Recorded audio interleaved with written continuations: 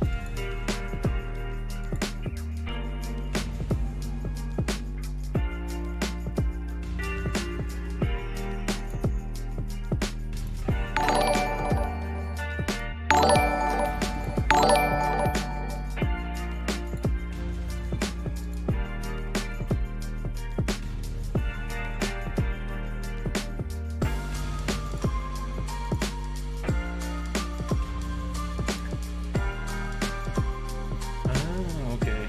I see now.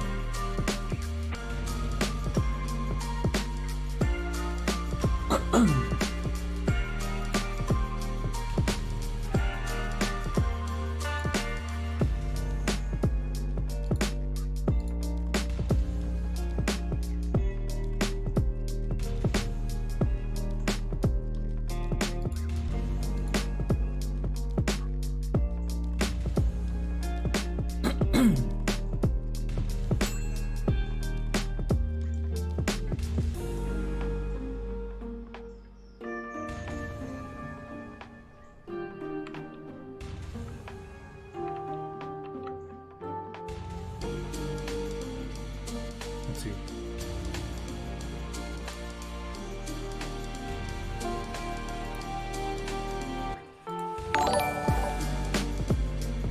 Nice. Okay.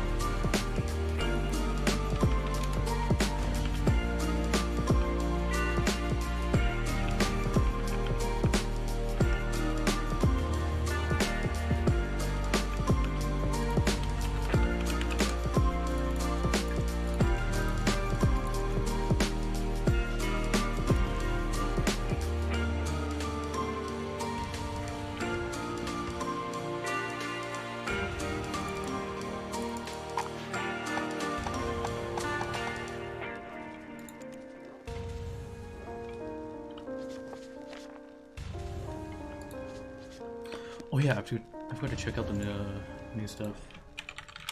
Left as 01. Excel does add patch notes.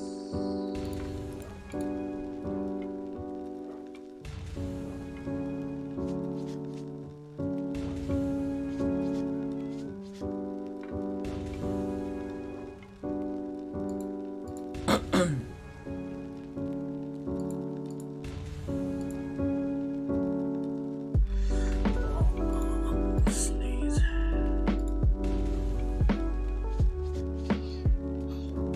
What are the attendants?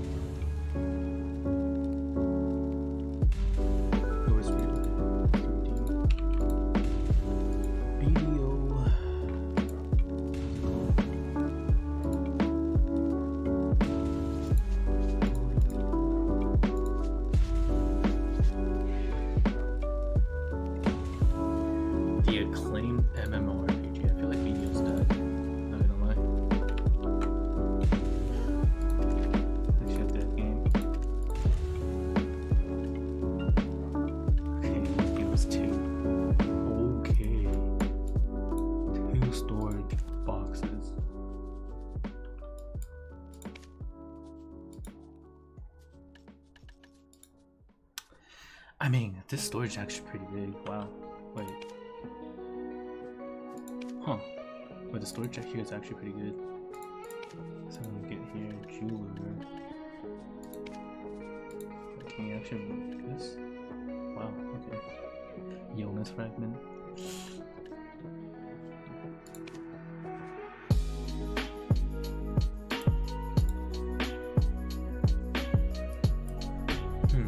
Huh. I mean, I don't know what you use that for. There's another area over here, but no, or no.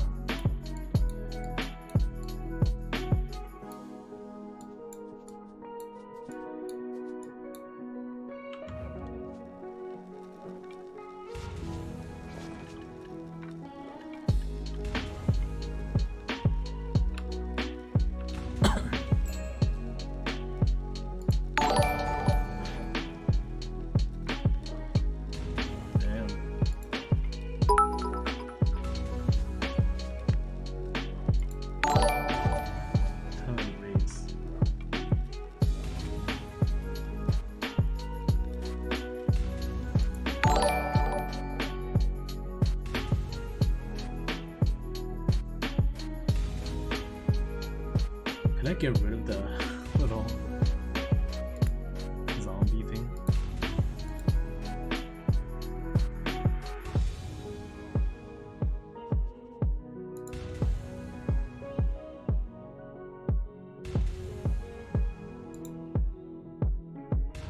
See, there we go. But it's still there.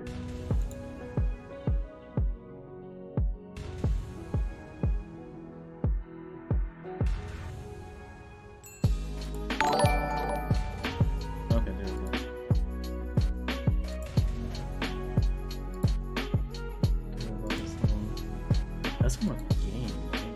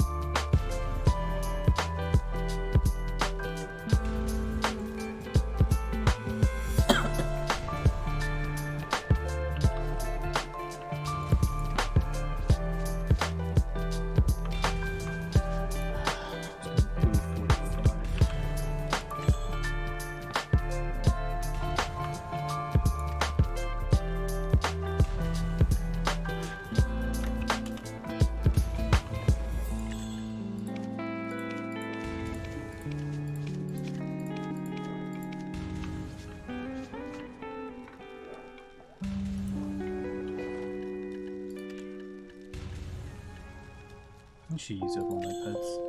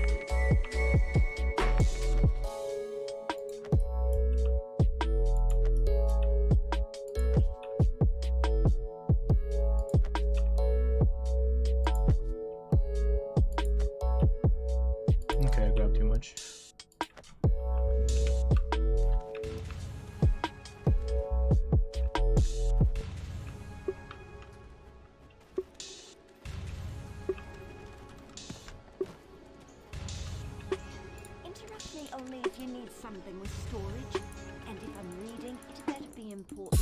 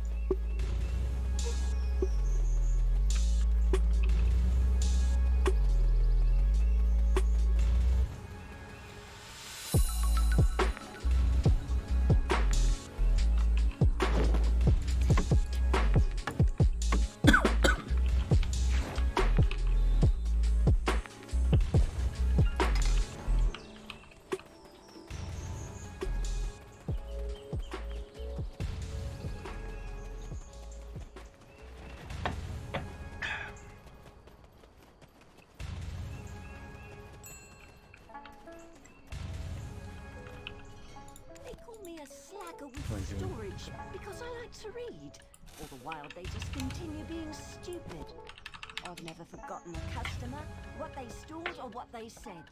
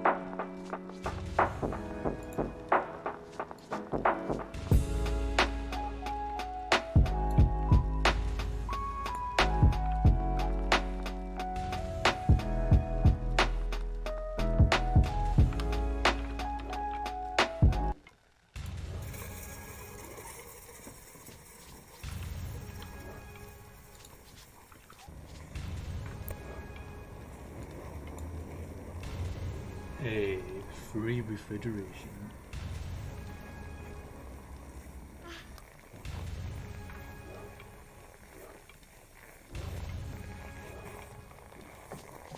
Where is this? In Russia?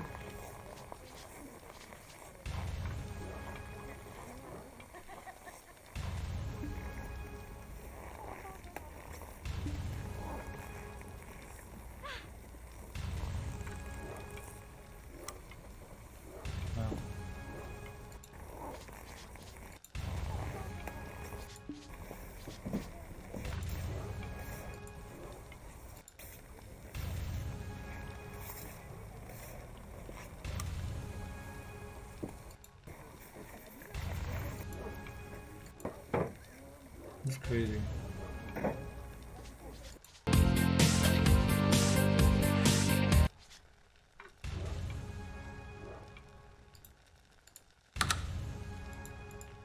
Yep. For those of you who don't know why I've been gone. Yep. I fucked up. Okay, that's an understatement. I really fucked up. While I'm not famous by any stretch of the imagination, last year was the first time I could support myself as a content creator, largely thanks to my friends and peers who believed in me enough to promote me on their platforms. But I was weak. I let my physical and mental health fall to the wayside as my work became increasingly mixed with my personal life. Eventually, I failed to balance it all and ended up making some inexcusably terrible choices that cost me my career, my community, and many of the people closest to me.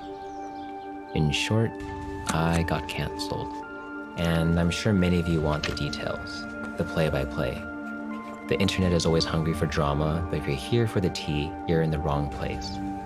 What transpired was an intensely personal matter that has taken substantial time for all parties to heal. And it's not my place to reopen old wounds to satisfy your curiosity. The intent of this video is actually quite selfish. It's a video for myself, a perpetual reminder of the hurt I've caused, but that mistakes aren't what ultimately define you. It's what you do after you make them. In the last year, I've been off social media, living alone. Oh, hello? Not as a streamer, not as a YouTuber, just me, Albert. At first, all I felt was intense remorse and pain. It's easy to let people define who you are, especially when thousands of them are telling you you're a sociopathic scum of the earth piece of shit whose very existence is a waste of space. And these feelings of self-loathing and humiliation seeped into all my social interactions. I was too ashamed to reach out to my friends and family, afraid that they might reject me or worse, receive flack for showing me compassion. So I socially distanced myself, long before it was necessary, and tried to escape reality through whatever means possible. I started sleeping 8 hours a day. I ate like there was no tomorrow. I'd binge watch TV shows and no-liked video games. But no matter what I tried, I felt no happiness. It was then I understood, without my career and people I cared about in my life, I didn't know how to be happy alone. How did I become like this? When I was 7, my first-generation Asian parents had an unbelievably original idea. Albert should try the violin. They baited me in by turning practicing into a game. For every half hour I'd practice, they'd give me a sticker. And being the gamer that I was, you can bet I farmed those damn stickers. But to my horror, I began genuinely liking the violin. Even after my parents weaned me off the stickers, I continued to practice. Mom and Dad couldn't be happier. Asian parents love flexing their kids' talents like holographic Yu-Gi-Oh cards. And lucky for them, I needed no convincing to perform. I would bust out my violin and play for anyone who listened. And yeah, I was bad. Really bad. But I didn't care. Seeing people smile and applaud made me happy. Made me want to play more. The same passion I had for the violin trickled into my other hobbies, such as Lego building, magic, and filmmaking.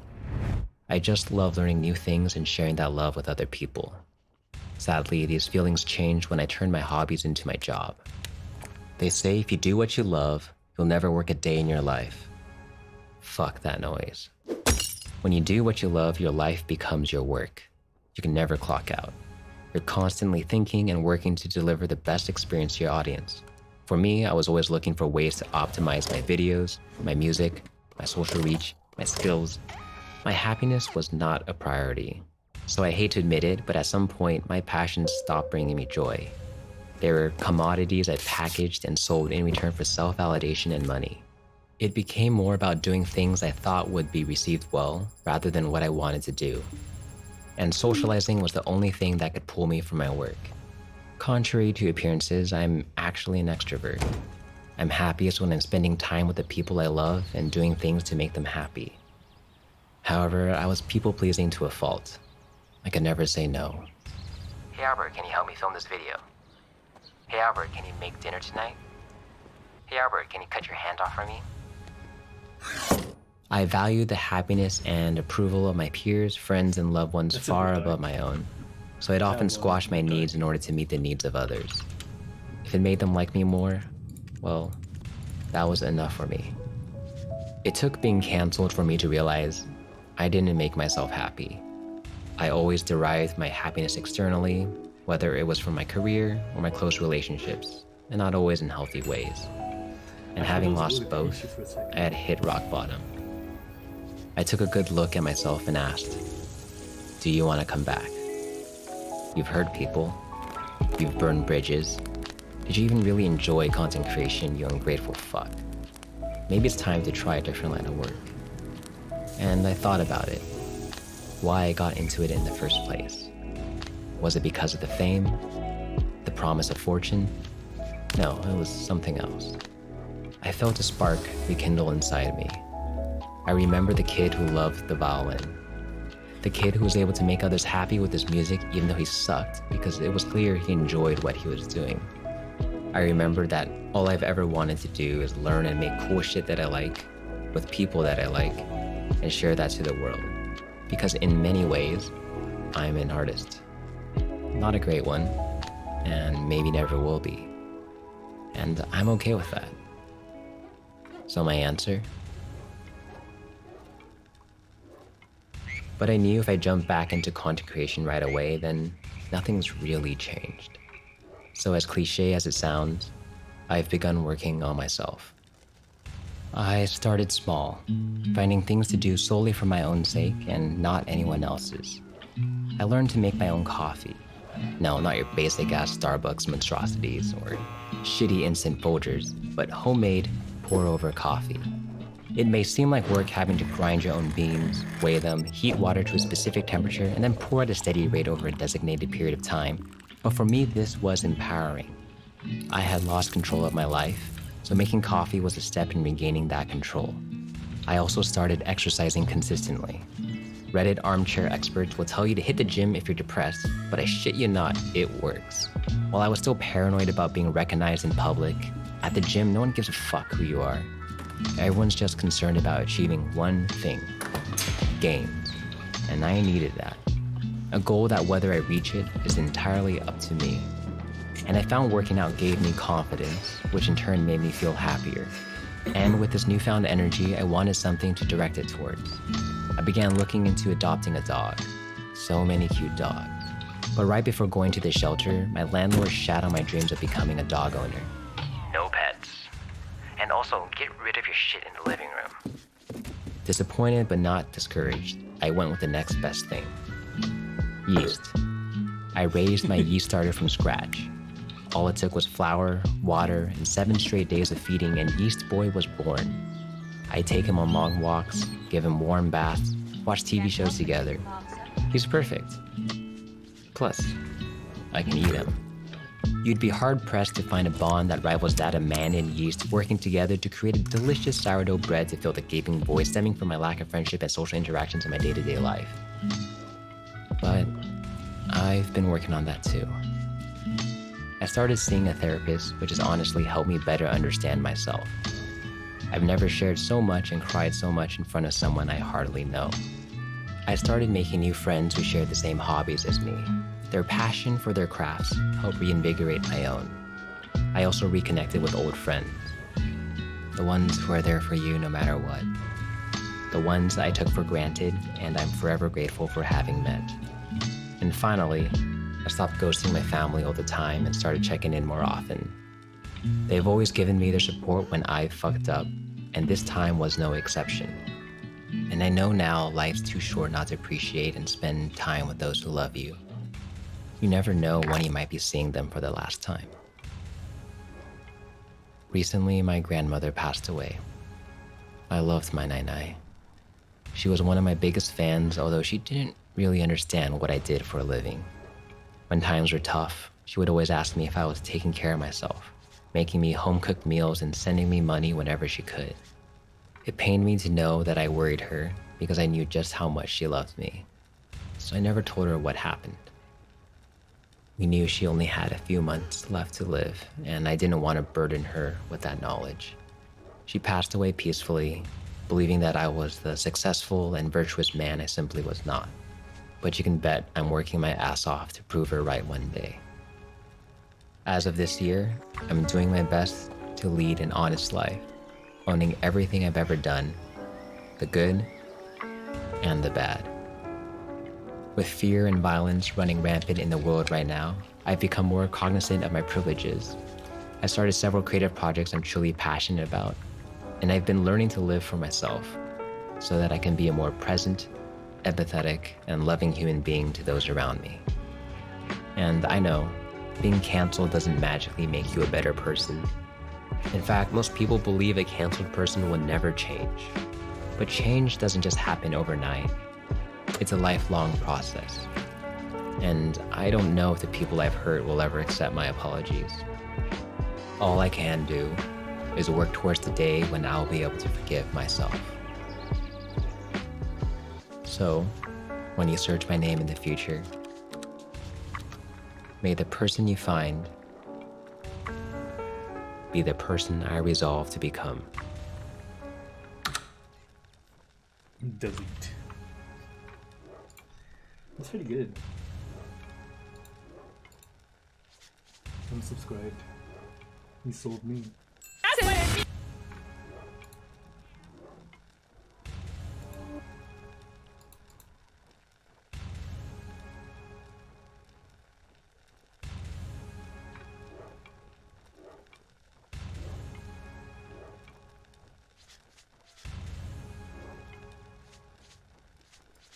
Ooh, the vice president debate, man. Good evening from the Health Education campus of Case Western Reserve. End of this debate. Honest ballot count. We're going to leave it there. To be continued as in more debates as we go on. President Trump, Vice President Biden, it's been an interesting hour and a half. I want to thank you both for participating in the first. At 66 and at 39. Okay. Well, guys, listen. I'm not a political Andy. I usually don't have a lot of takes on political stuff. But there's a couple things. Guys, I think this is interesting because I notice small things that they do. Argument. Okay, we can run a poll. What kind of poll do you want?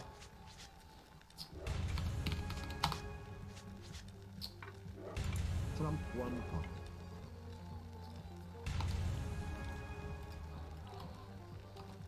Who won the debate tonight? I actually want to see this. Trump easy clap. Is that how you write that? This again, earlier I said so far. Now it's the end. I'm running the poll. It's just that I think even if it's politics, you can still see argumentative strategies, body language, small scripted segments, practice like skits or something, interaction with the viewer, interaction with the moderator, what the moderator's doing. I think there's a lot of exchanges that Jesus. I'm sure some YouTube creators will do some analysis about that. But there's a lot of it.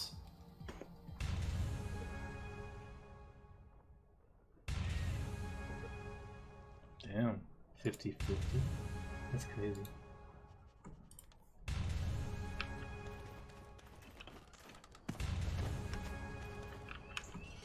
Interrupt me only if you need something with storage. And if I'm reading, it better be important.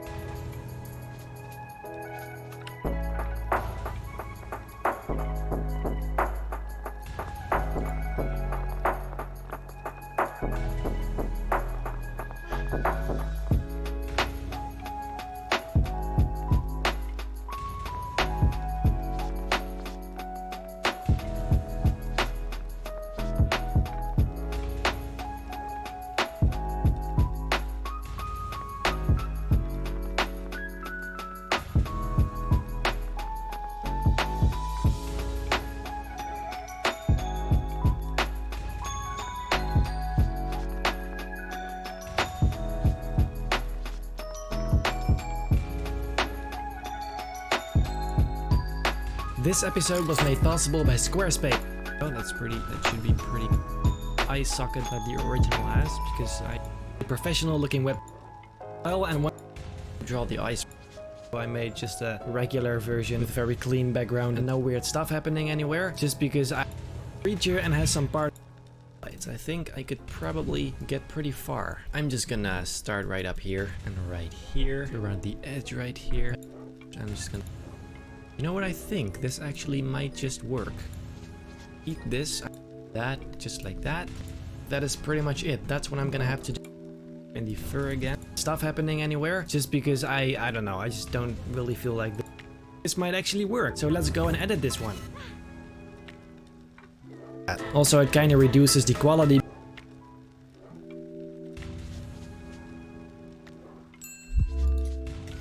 Photoshop God.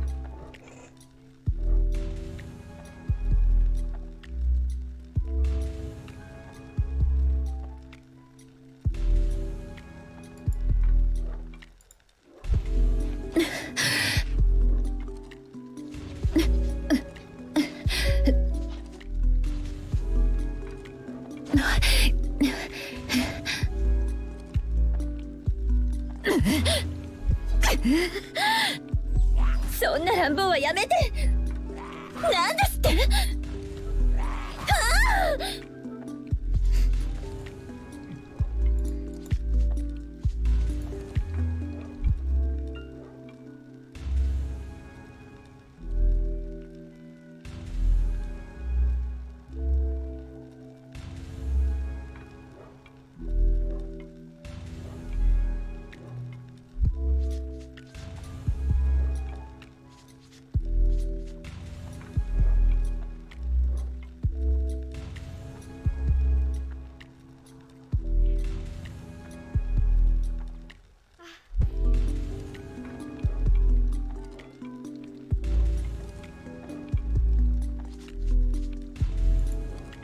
Today, President Trump is back in the White House after his hospital stay, and his doctors say that he's doing well. Now, CNBC polled swing state voters after Trump's COVID-19 diagnosis. We'll bring you the results. Plus, America's teens have spoken, and these are their favorite brands. And finally, Apple reportedly stopped selling any other headphones but their own. I'm Mackenzie Segalos, and this is CNBC After Hours. As well as stop social distancing. So everyone is banking on this money coming in from the government.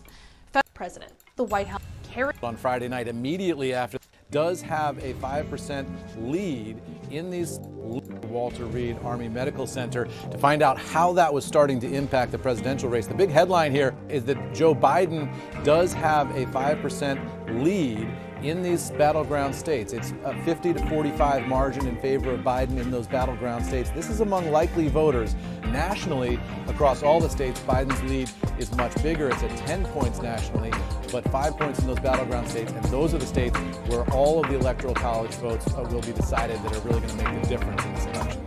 Look, we saw this dramatic moment where the president walked out of the gold doors at the front of Walter Reed, boarded Marine One, walked up the staircase at the White House balcony and posed for pictures at the top of the balcony. The president very much wanting Americans to see him standing on his own 2 feet, walking under his own power. The president's taken some criticism for doing that without a mask and sending sort of a mixed message in terms of mask wearing. But the president also wanted to project strength here. He wanted to suggest to the American people that he is very much in charge of the country right now and very much capable of being in charge of the country next year if he's reelected. This is within a month now of a presidential election. We've just never seen anything like this. The debate next week is a real question mark at this point. The president is signaling he's willing to go, he's looking forward to it and all of that, but it's not clear that he will be free of the coronavirus by then. It will be safe for him to travel or for other people to come in contact with him if he wants to travel. Not clear that the Biden team would agree to that. What Joe Biden has said is he'll do whatever the medical experts suggest is the right thing to do, but we don't have any idea where we're going to be this time next week. I think this is going to be a day-by-day situation as we see how the president bounces back and whether his doctors can declare him virus-free, safe to travel, and safe to interact with between now and next week. And those are very affecting gas earlier today. Result from the election. Then employees to make sure 10,000 U.S. teens who are all members of Generation Z about how and where they spend their money. CNBC's Lauren Thomas has all the biggest highlights. Piper Sandler has been doing this survey for 20 years. So this was its 40th iteration. And the dollar figure that teens plan to spend per year hit a record low. Teens are expecting to spend on average $2,150. And again, that's a record low in the history of this survey by Piper Sandler. And that's down about 9% year over year. Just like adults, teenagers aren't going to the movies, they're not buying concert tickets, they're not traveling, they're not going out to eat as much. And so you see a drop off in categories like entertainment and food. Also, when you look at apparel spending was down 11% year over year for teenagers. They're spending a little more than $500 each on clothing on average. Athletic apparel might not be a big surprise to anyone, but we're seeing some big increases in athletic apparel brands. Nike has held the #1 favored brand for teens or among teens in the apparel space for 10 years now. So pretty impressive. It's still holding on to that ranking. And during this fall report, Nike actually gained some of the most market share. That's followed by American Eagle, which owns Aerie, the lingerie brand Aerie for teens, and then Adidas came in third place. Lululemon, I thought, was one other one to call out. It actually jumped on this survey to 6th place from 7th place a year ago. We did see some brands fall. Forever 21, which filed for bankruptcy last year, they fell on the list, and Victoria's Secret fell on the list as well. When you're seeing where teens are dining, Chick-fil-A has, like Nike, has maintained the #1 position for quite a long time. In 2nd place was Starbucks, and that was followed by Chipotle. And then in 4th place, actually up a position from a year earlier, was Dunkin' Donuts, and that swapped with McDonald's, which fell to 5th place. Besides retail and food and restaurants where teens are eating, it's also, I think, interesting to look at the social issues that they care about. Because in a lot of ways, it's important for brands to pay attention to that, right? To be able to feed into these interests. So number one on this fall survey was racial equality. That actually jumped up from the number 5th spot a year ago. So pretty interesting to see that, a substantial move. And that was followed by the environment, and then Black Lives Matter was in 3rd place. Okay, time for today's numbers round. First up is 400,000. According to Joe Biden's tax plan, the only people who would see their taxes increase during his presidency would be those who make $400,000 or more. That's the top 1.8% of American households. All Americans making less than $400,000 would see their taxes remain the same. Next, $77 billion. Global airlines will burn through $77 billion of cash just in the second half of 2020, according to the International Air Transport Association. That's about $13 billion a month, or $300,000 a minute. The industry group estimates that airlines will continue to burn cash at a rate of $5 to $6 billion a month in 2021. And finally, 10. Apple sold nearly $6.5 billion worth of other products like speakers, headphones, and Apple Watches between April and June of this year, which accounted for about 10% of the company's total sales. Now, we're mentioning this because as of late yesterday, Apple's reportedly no longer selling third-party audio products like speakers from Sonos or headphones from Bose in its online and brick-and-mortar stores. The move comes after a trusted analyst said that Apple is currently working on its own set of high-end, over-the-ear headphones to be released this year. And speaking of new releases, just today, Apple announced a new event next Tuesday when the company is expected to unveil its new 5G iPhone.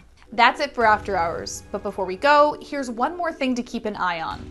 Vice President Mike Pence and Senator Kamala Harris will face off tomorrow evening in the first and only vice presidential debate of the 2020 election.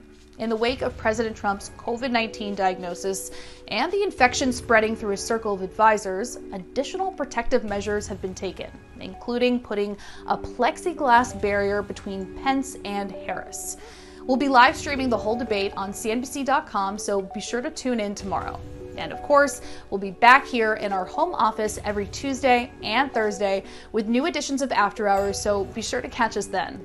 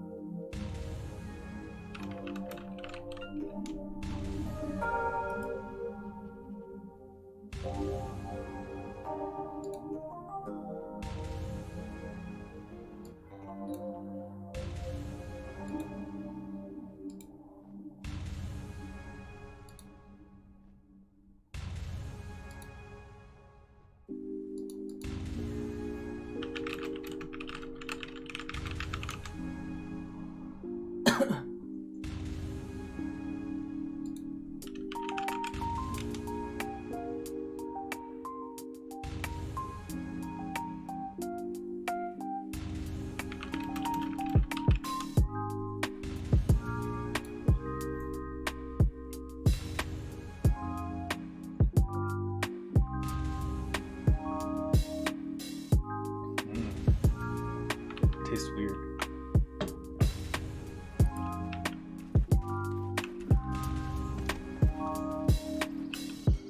Enough of people interrupting my reading. Fine. You want to use the storage? I want knowledge. I'm intrigued.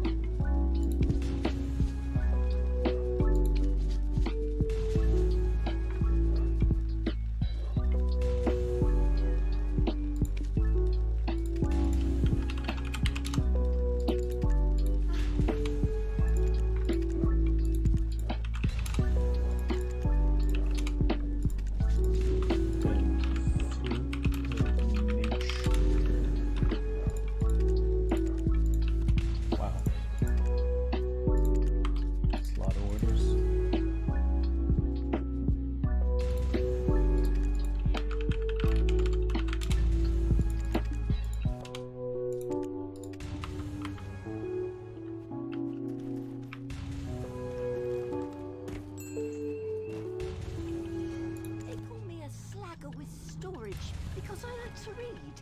All the while they just continue being stupid. I've never forgotten a customer, what they stored or what they said.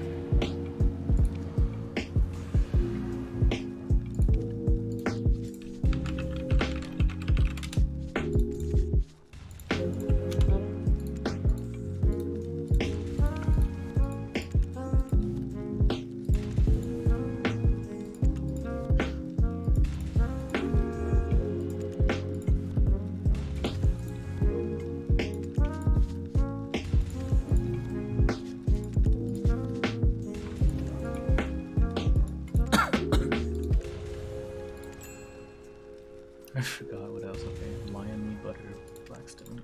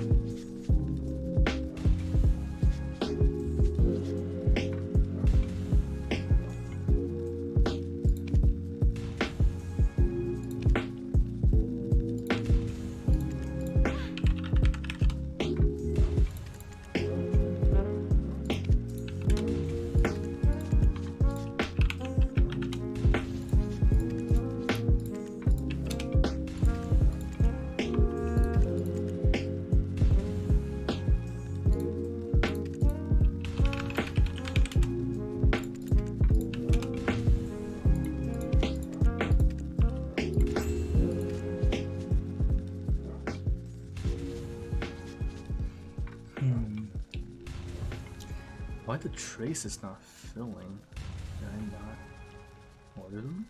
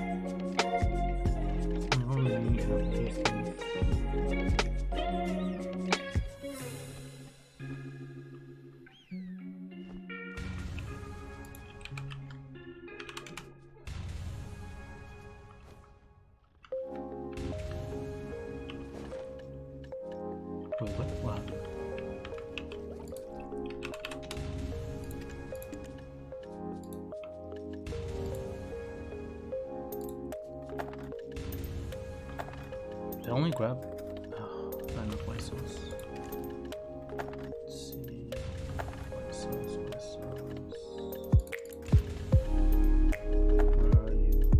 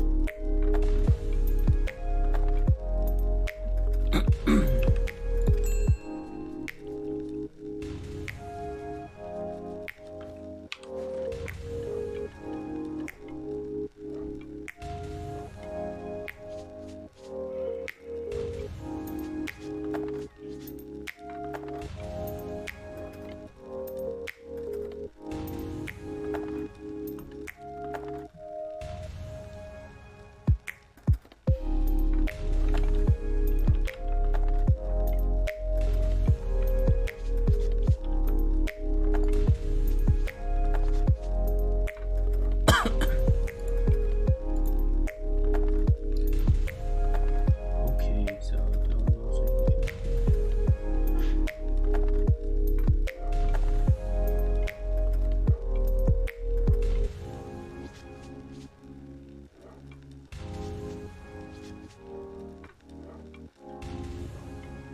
new gathering item, the Lotia. Wormwood, moonlight stone, these two.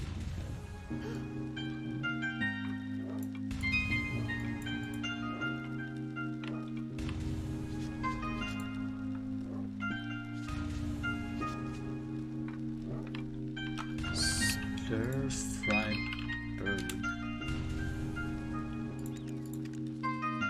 Sorry, order on these.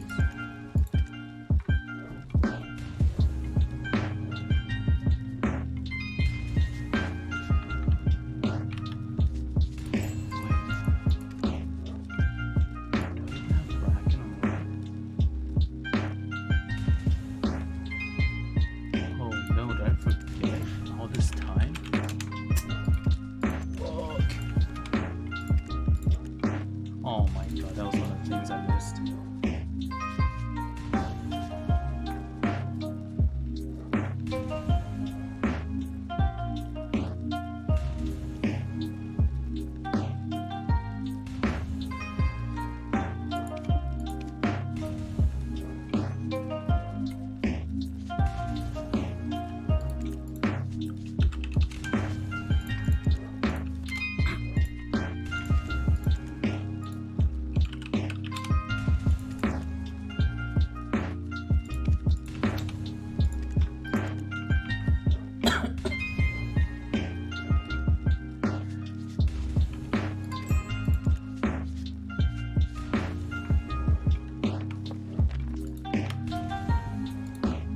Stir-fried bird,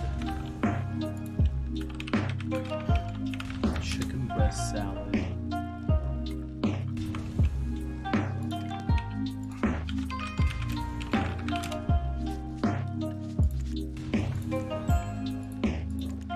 there's order on all these things. The Lotia juice.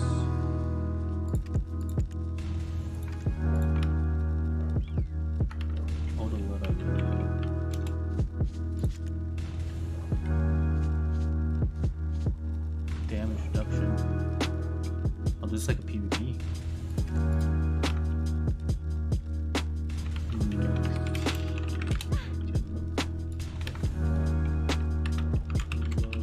Milk tea. No one has listed any. Reduction, stir-fried arachidid.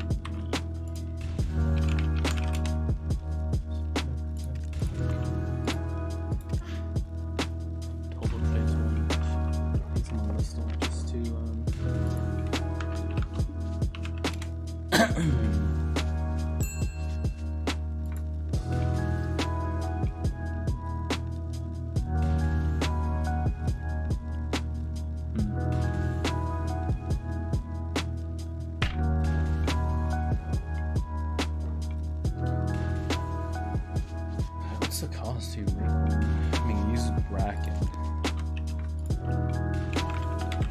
which means I need to put water on them. There you go. Okay, stir fry bracken and meat. There's a Frank sandwich. No Massilia.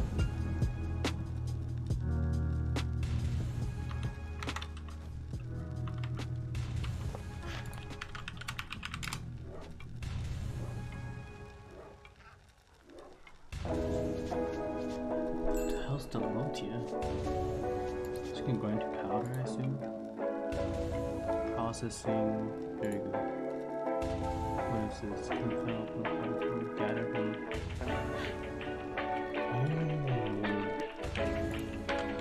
Let's see. Okay, already wax order. So that's like a new battery. So you can build them as well.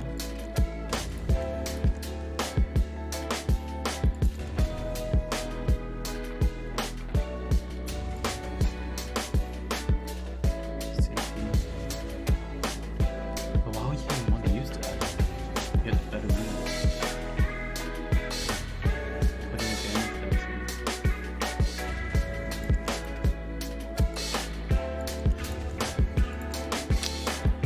It's just extra storage space at all times.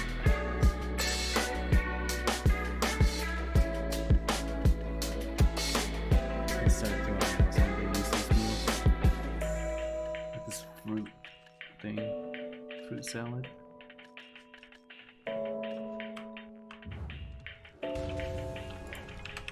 And oh wait, that's a fruit too.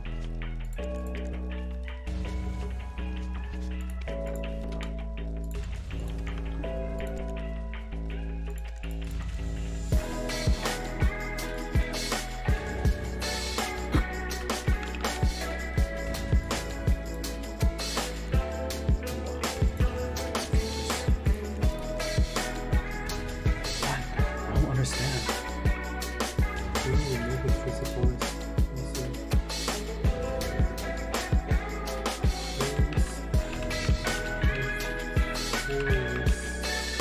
Elixir of dreaming.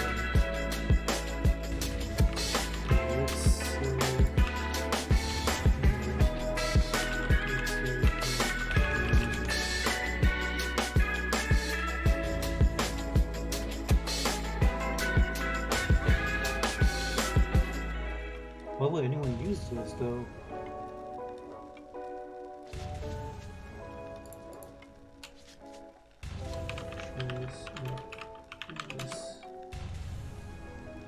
Oh, okay.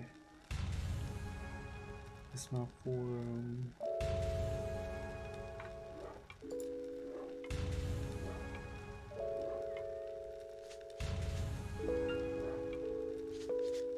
that's a forest wagon. But what changed it?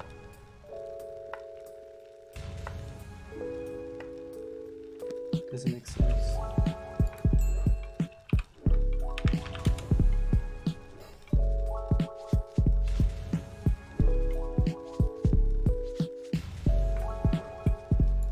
All these traces just skyrocketing in price.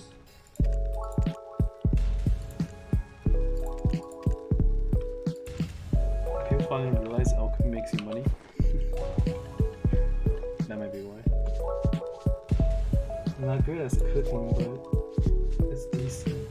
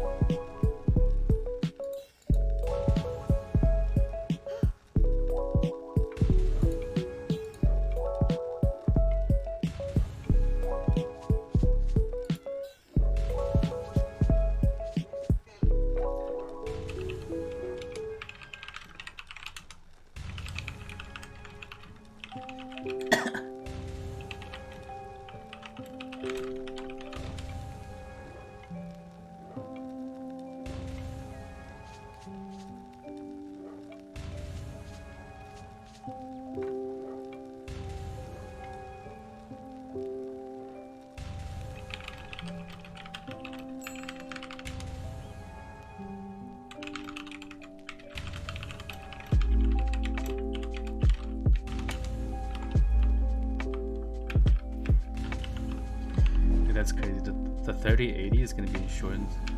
It's going to be short in supply until 2021. Interrupt me only if you need something with storage, and if I'm reading, I'll never get my then GPU.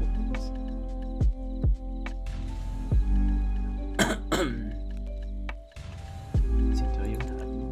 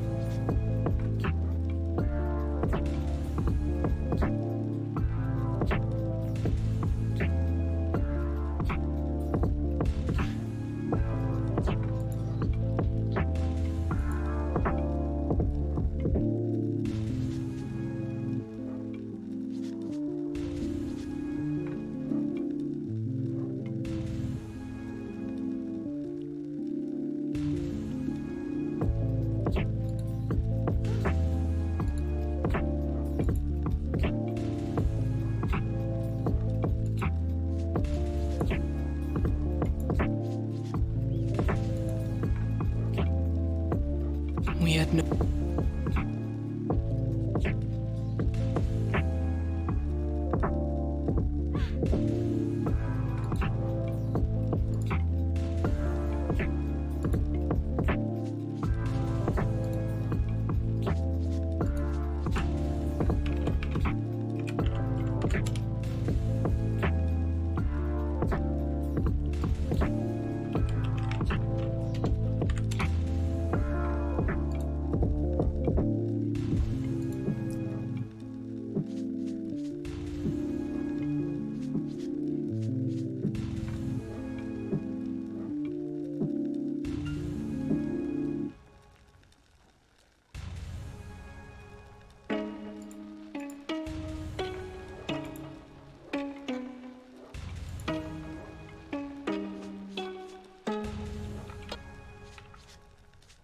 Mission launch. Wow. This is what it's like to be at the launch of a spacecraft. We have this mission launching the Perseverance rover, and the helicopter Ingenuity is going up on a 7-month journey to reach Mars.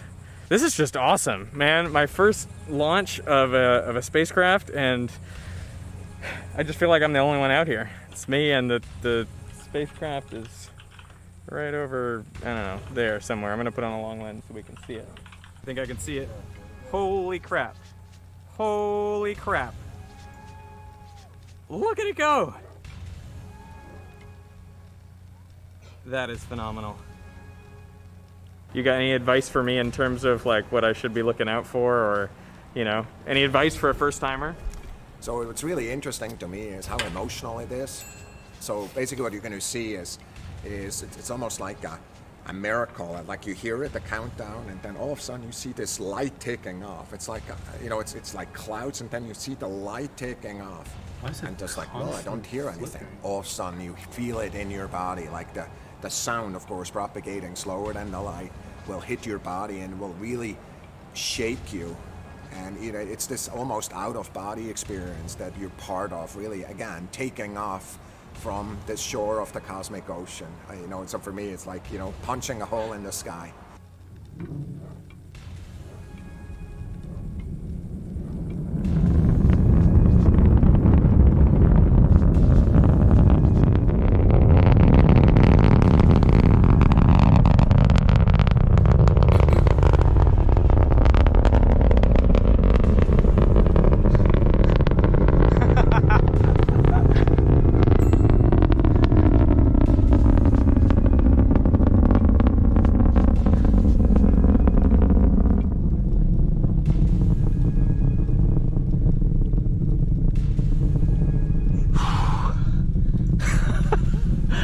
That was amazing.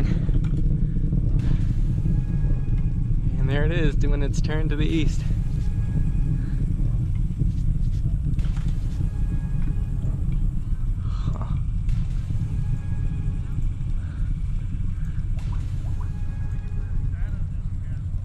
I felt this for the first time a couple years ago when I saw the solar eclipse, but there are just some moments in life where you realize that you are really on this rock hurtling through space. The solar eclipse was one of those moments for me, and seeing this rocket launch to another planet, it just hits that home. It's like most of your daily life, you can go and just do everything without thinking about that fundamental reality. But when you see something like this, it just changes your worldview for a minute. And so you can really embrace this sense that we're on this rock hurtling through space. And we just sent off a projectile to another planet, which is a pretty freaking amazing thing. I know we've done it a number of times in the past, so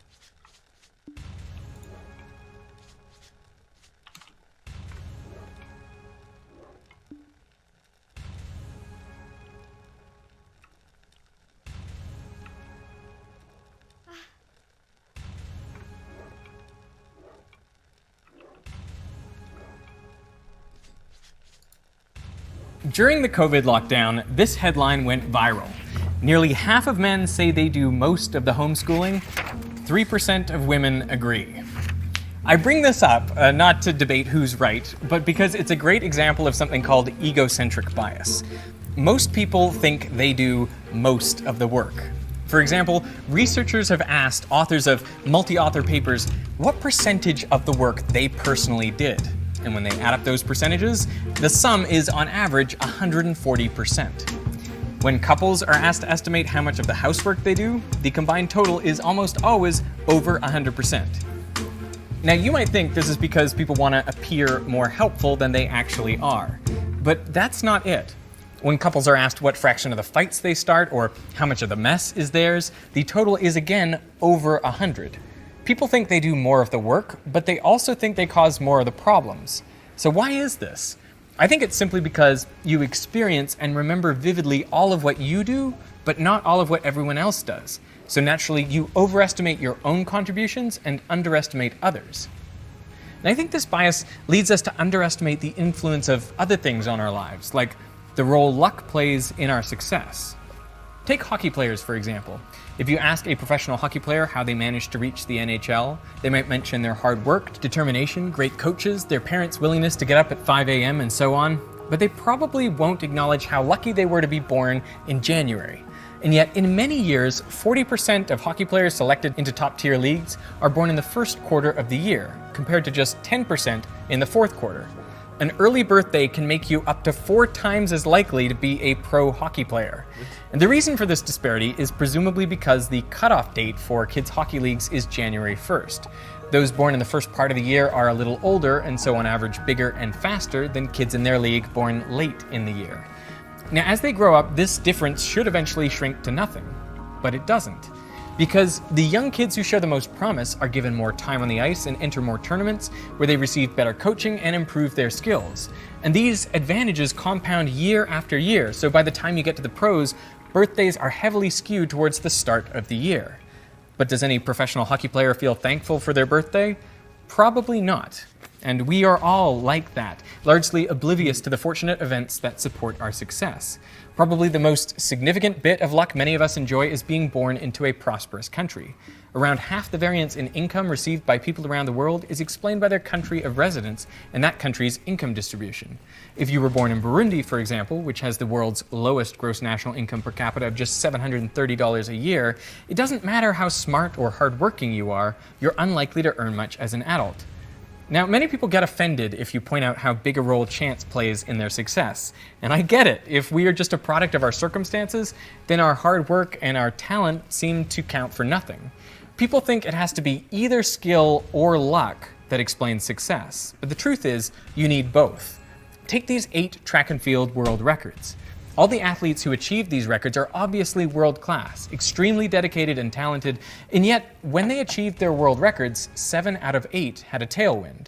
Now these athletes all had the ability to win a gold medal, but to set the world record required a bit of luck as well.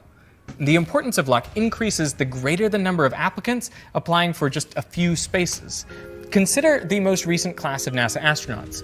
From over 18,300 applicants in 2017, only 11 were selected and went on to graduate from the astronaut training program.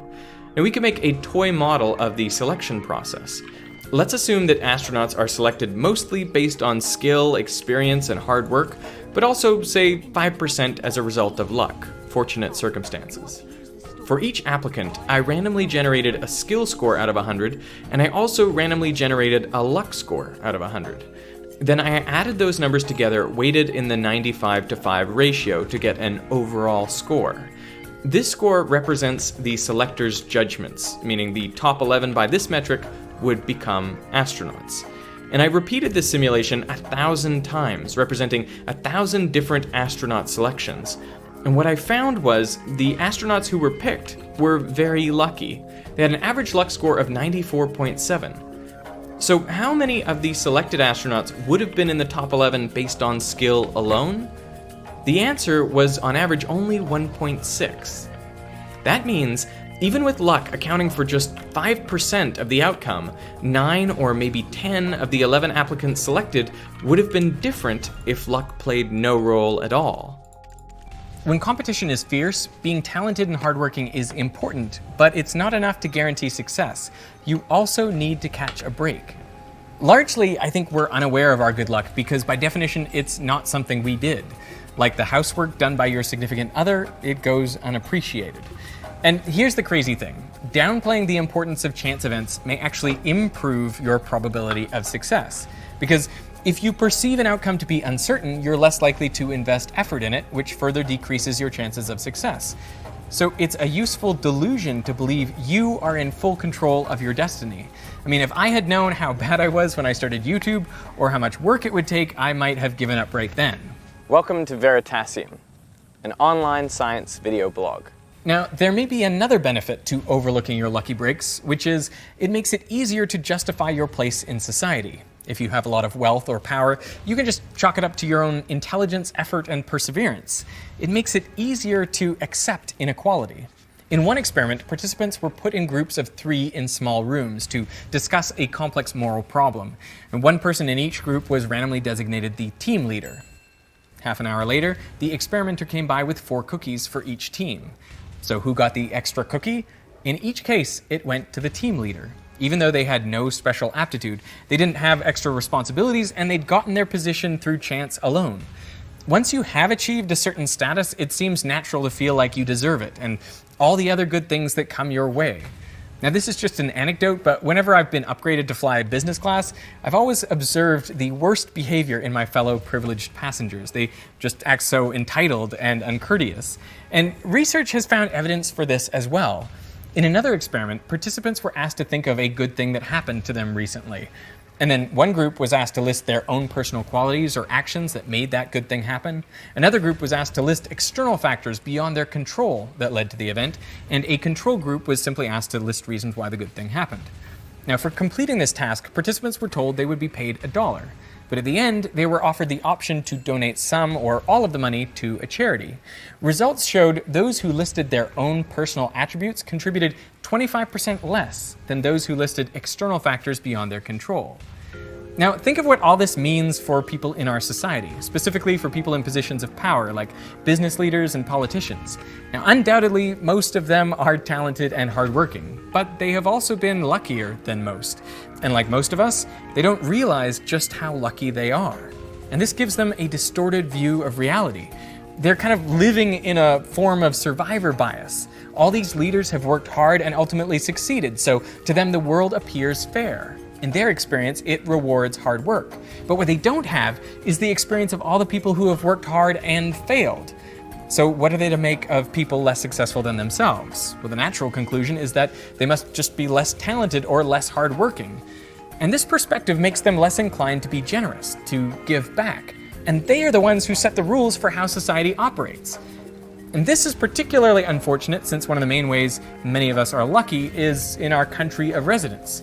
But what is a country except for the things put there by people who came before? The roads and the schools, public transport, emergency services, clean air and water, everything like that.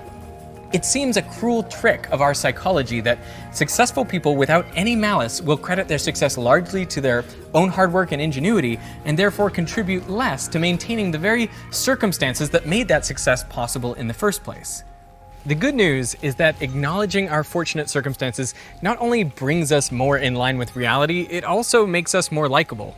In a study where people had to read the transcript of a fictional 60 Minutes interview with a biotech entrepreneur, experimenters tried changing just the last paragraph where the interviewee is talking about the reasons for their company's success. In one version, the entrepreneur personally takes credit for the success they've had, but in the other, he says luck played a significant role. Now, people who read the luck version of the transcript judged the entrepreneur as kinder and thought they'd be more likely to be close friends with him than those who read the other version of the transcript. And raising our awareness of fortunate events can also make us happier because it allows us to feel gratitude. Personally, I am grateful to Michael Stevens of Vsauce, who on October 7th, 2012, posted the video, How Much Does a Shadow Weigh?, which shouts out my slow motion slinky drop video. And within 3 days, my subscribers had increased by 1/3, and within a month, they had doubled, leading me to quit my part-time job and work exclusively on YouTube videos. And I'm grateful to the writer of the free newspaper they give out on the trains in Sydney, who didn't quite understand electricity, leading me to post this picture of their article to my Instagram with the caption, "What's wrong with this picture?" And I'm lucky that the first person to answer correctly was a beautiful woman who became my future wife. Yep, that is how I met your mother. Now, initially, I wanted to make this video just to say our circumstances and psychology conspire to make us oblivious to our own luck. And this leads successful people to view the world as fair and those less successful than them as less talented or less hardworking. And this is before you factor in any discrimination or prejudice. But it also became apparent to me that I should talk about what to do if you want to be successful in such a world. And I think the best advice is paradoxical. First, you must believe that you are in complete control of your destiny and that your success comes down only to your own talent and hard work. But second, you've got to know that's not true for you or anyone else. So you have to remember, if you do achieve success, that luck played a significant role, and given your good fortune, you should do what you can to increase the luck of others. Hey, so I had an idea for what I could do to to me that is a person to answer crows. And I'm grateful to the writer of the free newspaper they give out on the trains in Sydney, who didn't quite understand electricity, leading me to post this picture of their article to my Instagram with the caption, "What's wrong with this picture?" And I'm lucky that the first person to answer correctly was a beautiful woman who became my future wife. Yep, that is how I met your mother. Now, initially... That's cute.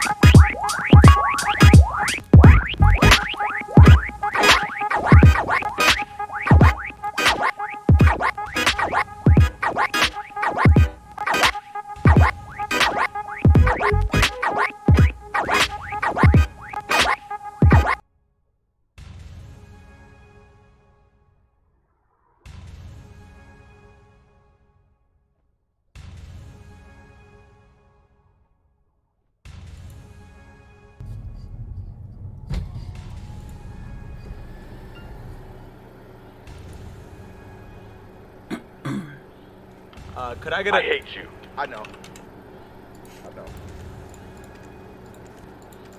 A double cheeseburger. I am genuinely disappointed in, sorry for, and angry with your parents all at once, and I don't even know them. With small fries. You are single-handedly, without a doubt, the worst being to ever exist on this planet. And extra. On the very off chance of someone ever loving you and having kids with you, I'm going to hate them too. Extra sweet tea. Would that complete your order? Yeah, that's it. All right, 550 at the window.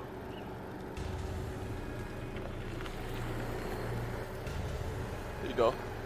Okay. Enjoy your meal. Okay. Okay, thank you. I'm sorry. I'm so sorry. Thank you. Yeah, enjoy your meal. Can I have my car back? What? Okay, I'm sorry. You're right. I'm sorry. I'm so sorry.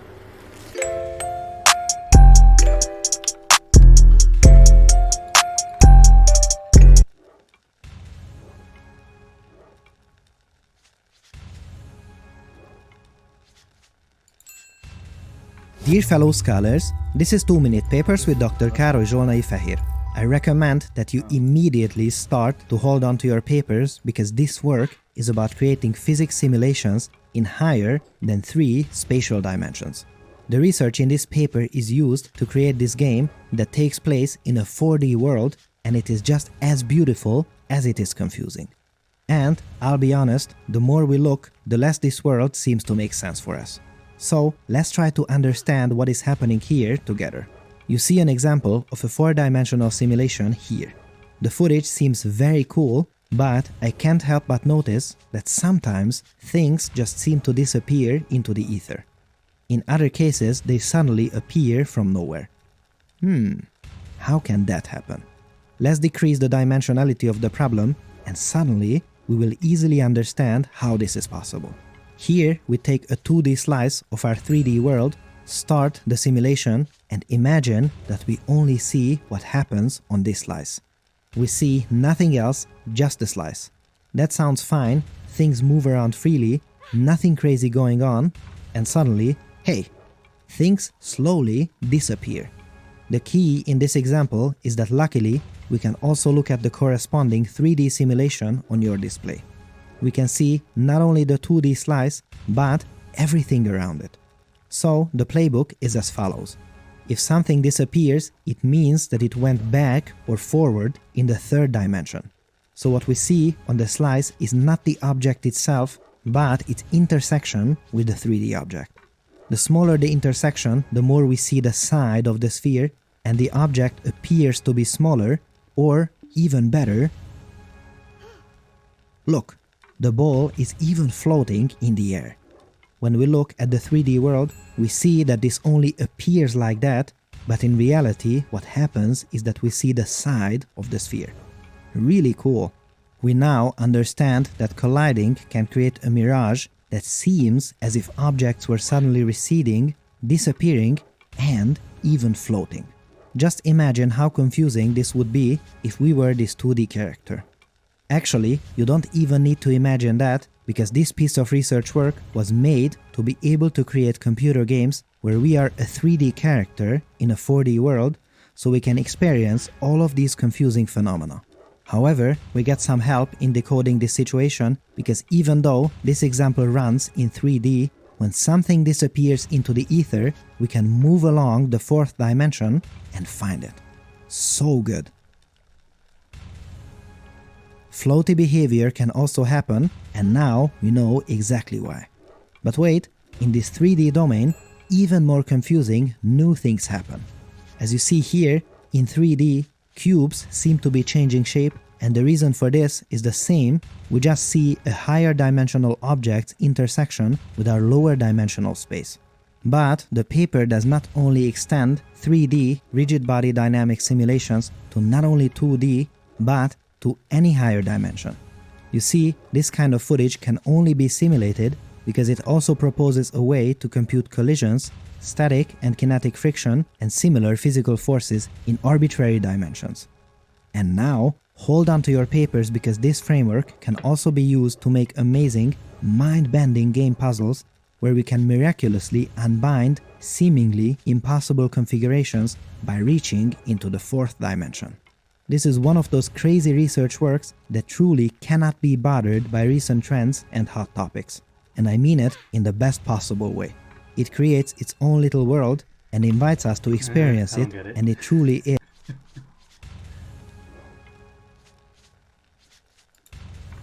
Yes, at least in theory. And I'm not talking about just you could down further with more with some of my. I think that's really cool. It's the kind of sacrifice you have to make with. Wow.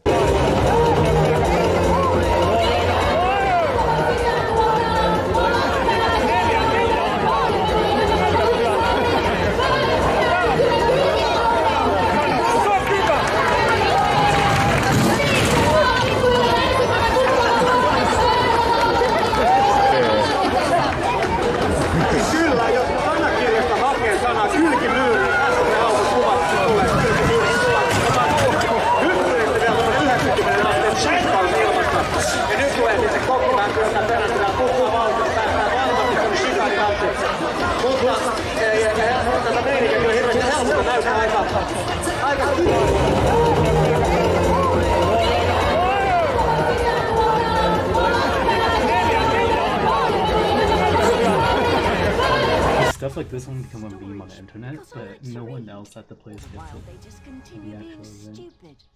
I've never forgotten a customer, what they stored or what they said.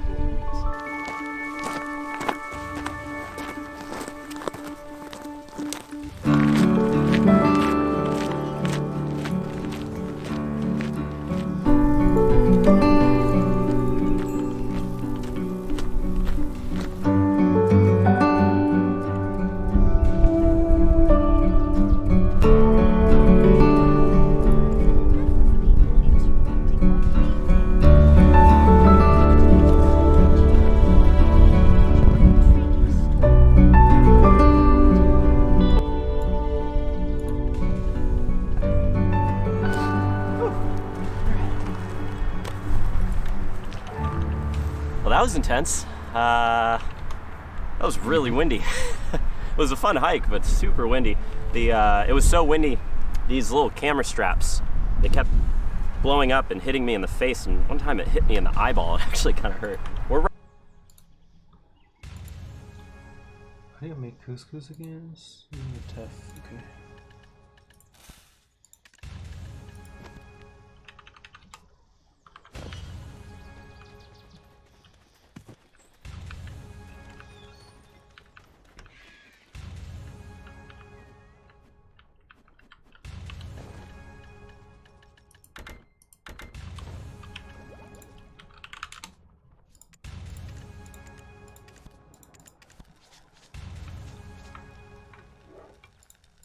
right on the edge of the fog. Sometimes this isn't happening. Sometimes the fog rolls in, but it doesn't roll all the way east. So my hopes are, if we head east and downhill, we might be able to get to... I was so ready to give up, and all of a sudden I turned around. The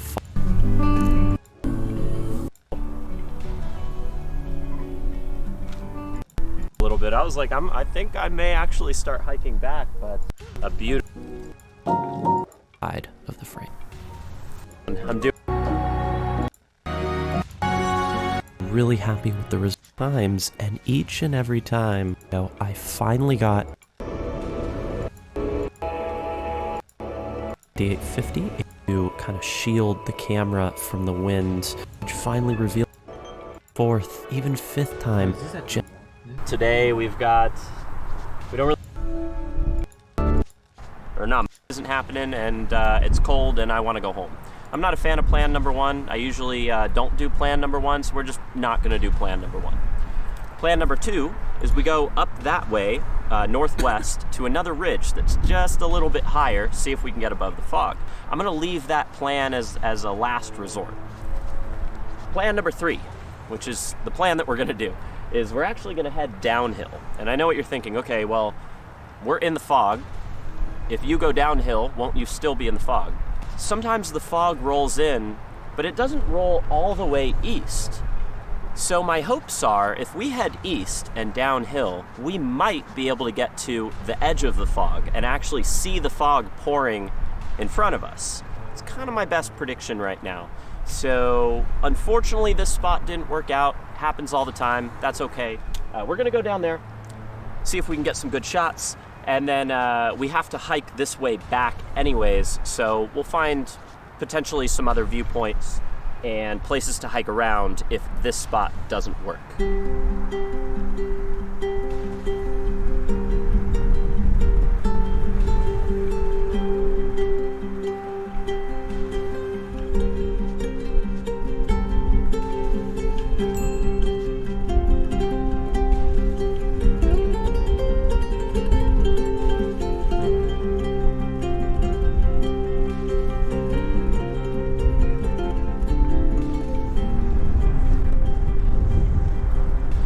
Find a place to shade from the wind. Whew. I can't believe that worked. We got out of the fog. It's super windy, so I found this little spot behind a rock. It's like the only spot that I could find shielded from some pretty intense winds. The fog is being a little difficult today. We don't really have the Golden Gate Bridge at the moment. We've got a lot of fog pouring over it. I'm gonna wait a second, enjoy the view, see if things change in the next 5-10 minutes, and then we'll see if we can shoot some images.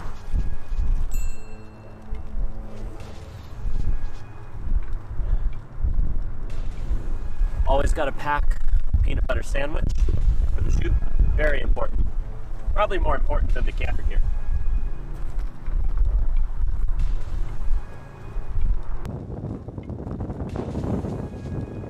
After lounging around for about 5 minutes, the fog just completely engulfed me, and I had to start walking back up the hill.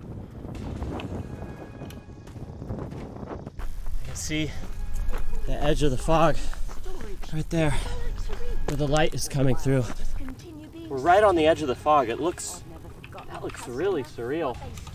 There's not much I can do with it photographically, but it looks really cool. I hope it's getting picked up by the camera. So we're going to a higher ridge right up there, see if we can get above the fog. I don't know. We'll see.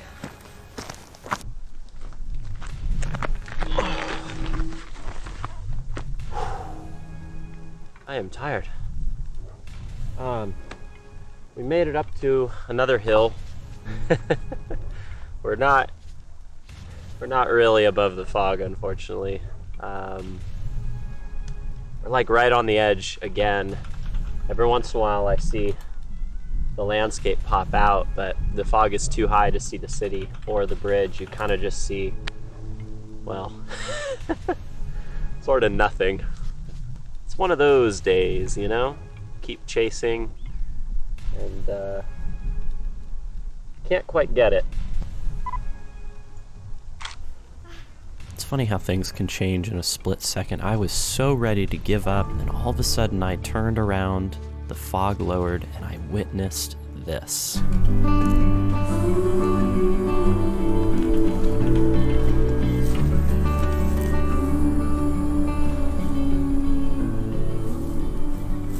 Check that out.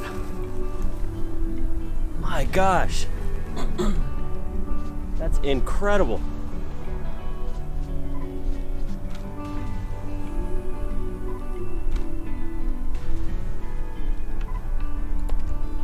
That's just gorgeous. I've never seen the fog flow from this position before, with the mountain in the background, beautiful fog waterfall pouring into the bay. It's I was kind of giving up hope for a little bit. I was like, I think I may actually start hiking back, but really glad I didn't. My gosh, that is gorgeous. Right now I've got the 100, 400 on here, but really I think the star of the show would be a nice wide shot, a nice long exposure, and then a beautiful flowy time lapse of this scene. So I'm gonna go ahead and set that up.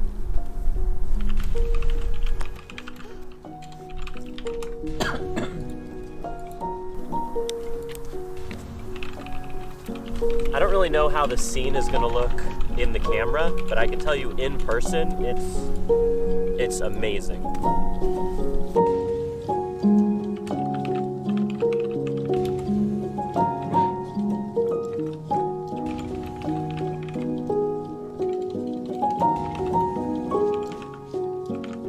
So here's my image from the scene, a long exposure panorama.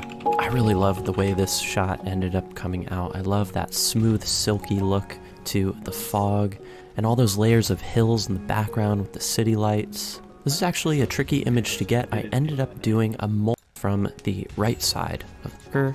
Took another shot right here. Quick one. Of the frame. Shot right here. COVID time lapse. Forward. Pouring elf and engulf the bridge. The goal allowed me to get the shot from the wind. If you don't get the shot, I really...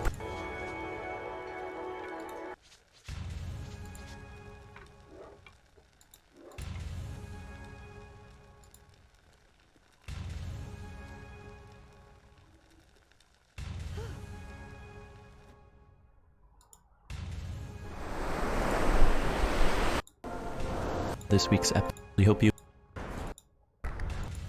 just came out. It was a super fun shoot, although I don't think I will be putting these into my portfolio.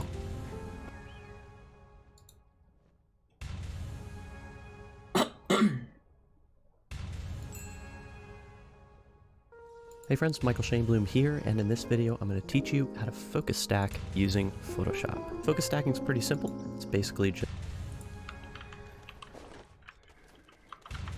Wait, what is focus stacking? Hey friends, Michael Shainbloom here, just taking different focal points from your foreground to your background, and then the stacking part is just taking those images and crunching them together to get an image that's in focus from front to back. Let's go ahead and dive in. As you can see here, I have Lightroom open. It's like turning off depth of field in a video game.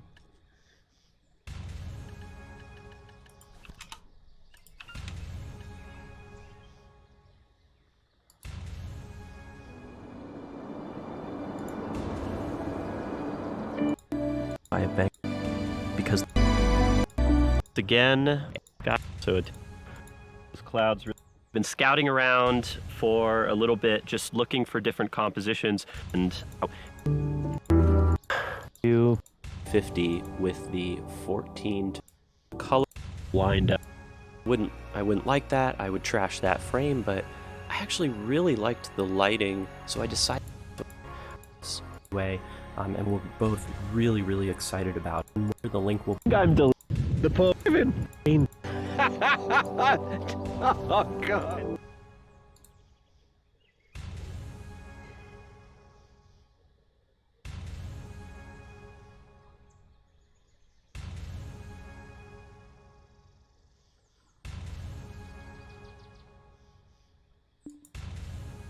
Dear fellow scholars, this is 2-minute papers with Dr. in which we could grab a controller and become video game characters. About an absolutely amazing paper by the name Vid to Game, in which we could grab a controller and become video game characters.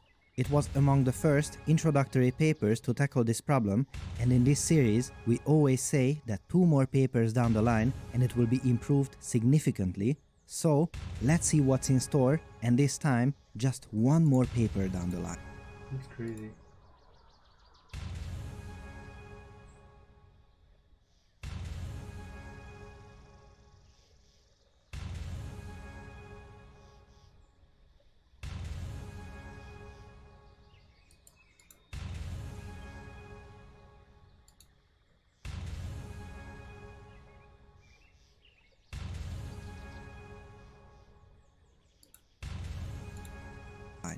This new work offers an impressive value proposition, which is to transform a real tennis match into a realistic-looking video game that is controllable. This includes synthesizing not only movements, but also what effect the movements have on the ball as well. So, how do we control this? And now, hold on to your papers because we can specify where the next shot would land with just one click. For instance, we can place this red dot here. And now, just think about the fact that this doesn't just change where the ball should go, but the trajectory of the ball should be computed using a physical model and the kind of shot the tennis player has to perform for the resulting ball trajectory to look believable. This physical model even contains the ball's spin velocity and the Magnus effect created by the spin. The entire chain of animations has to be correct, and that's exactly what happens here. With blue, we can also specify the position the player has to await in to hit the ball next. And these virtual characters don't just look like their real counterparts, they also play like them.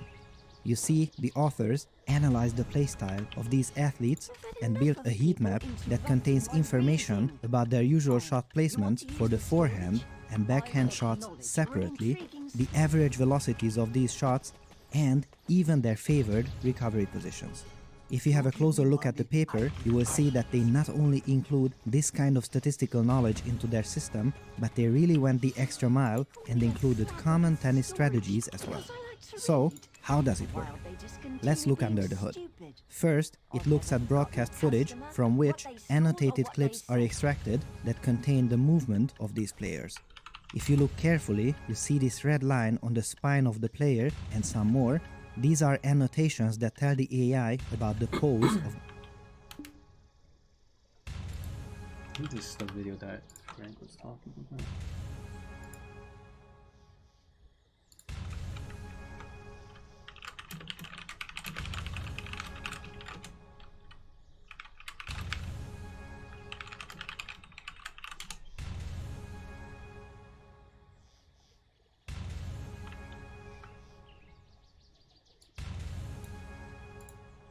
A portion of this video was sponsored by LastPass. This video is about a pattern people thought was impossible and a material that wasn't supposed to exist. The story begins over 400 years ago in Prague. I'm now in Prague in the Czech Republic, which is perhaps my favorite European city that I visited so far. I'm going to visit the Kepler Museum because he's one of the most famous scientists who lived and worked around Prague. I want to tell you 5 things about Johannes Kepler that are essential to our story. Number 1.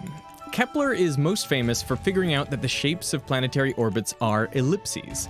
But before he came to this realization, he invented a model of the solar system in which the planets were on nested spheres separated by the Platonic solids. What are the Platonic solids? Well, they are objects where all of the faces are identical and all of the vertices are identical, which means you can rotate them through some angle and they look the same as they did before. So the cube is an obvious example. Then you also have the tetrahedron, the octahedron, the dodecahedron, which has 12 pentagonal sides, and the icosahedron, which has 20 sides. And that's it. There are just 5 Platonic solids, which was convenient for Kepler because in his day they only knew about 6 planets. So this allowed him to put a unique Platonic solid between each of the planetary spheres. Essentially, he used them as spacers. He carefully selected the order of the Platonic solids so that the distances between planets would match astronomical observations as closely as possible. He had this deep, abiding belief that there was some geometric regularity in the universe. And of course there is, just not this. 2. Kepler's attraction to geometry extended to more practical questions like, how do you stack cannonballs so they take up the least space on a ship's deck? By 1611, Kepler had an answer. Hexagonal close packing and the face-centered cubic arrangement are both equivalently and optimally efficient, with cannonballs occupying about 74% of the volume they take up.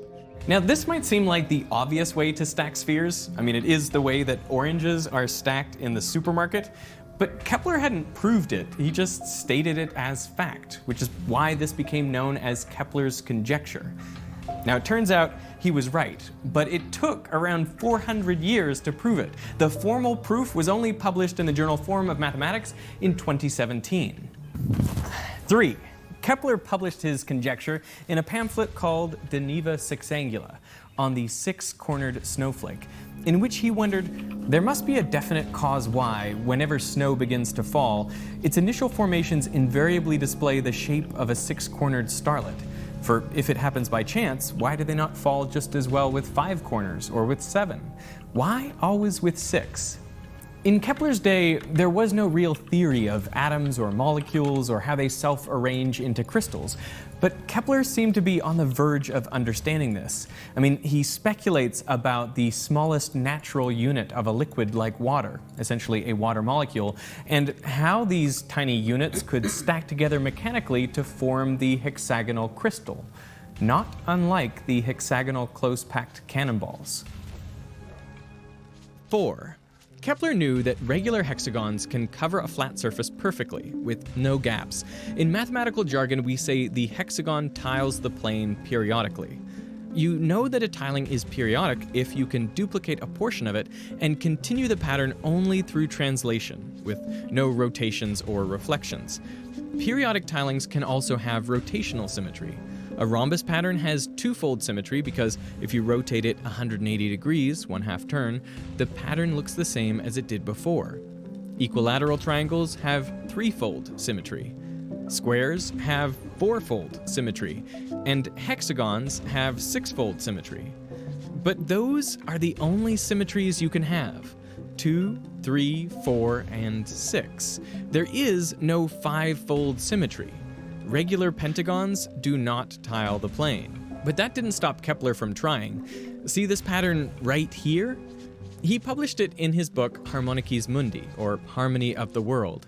It has a certain fivefold symmetry, but not exactly. And it's not entirely clear how you would continue this pattern to tile the whole plane. There are an infinite number of shapes that can tile the plane periodically. The regular hexagon can only tile the plane periodically. There are also an infinite number of shapes that can tile the plane periodically or non-periodically. For example, isosceles triangles can tile the plane periodically, but if you rotate a pair of triangles, well then the pattern is no longer perfectly periodic. A sphinx tile can join with another, rotate it at 180 degrees, and tile the plane periodically.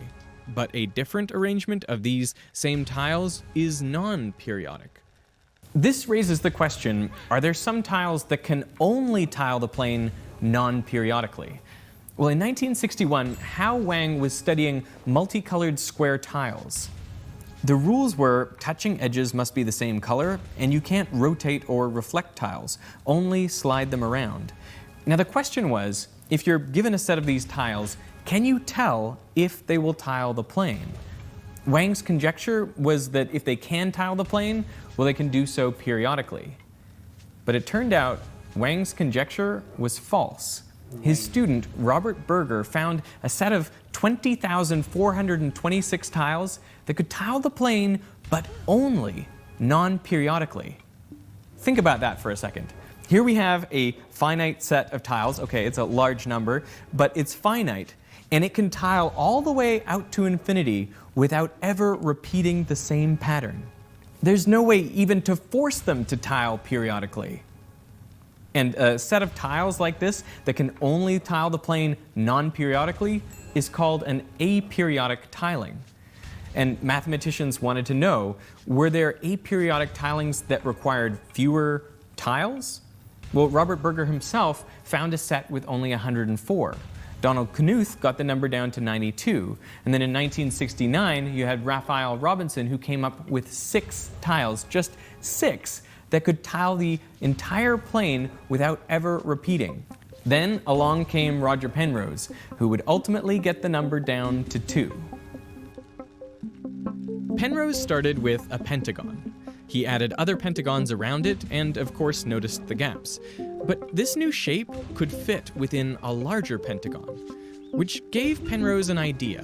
What if he took the original pentagons and broke them into smaller pentagons?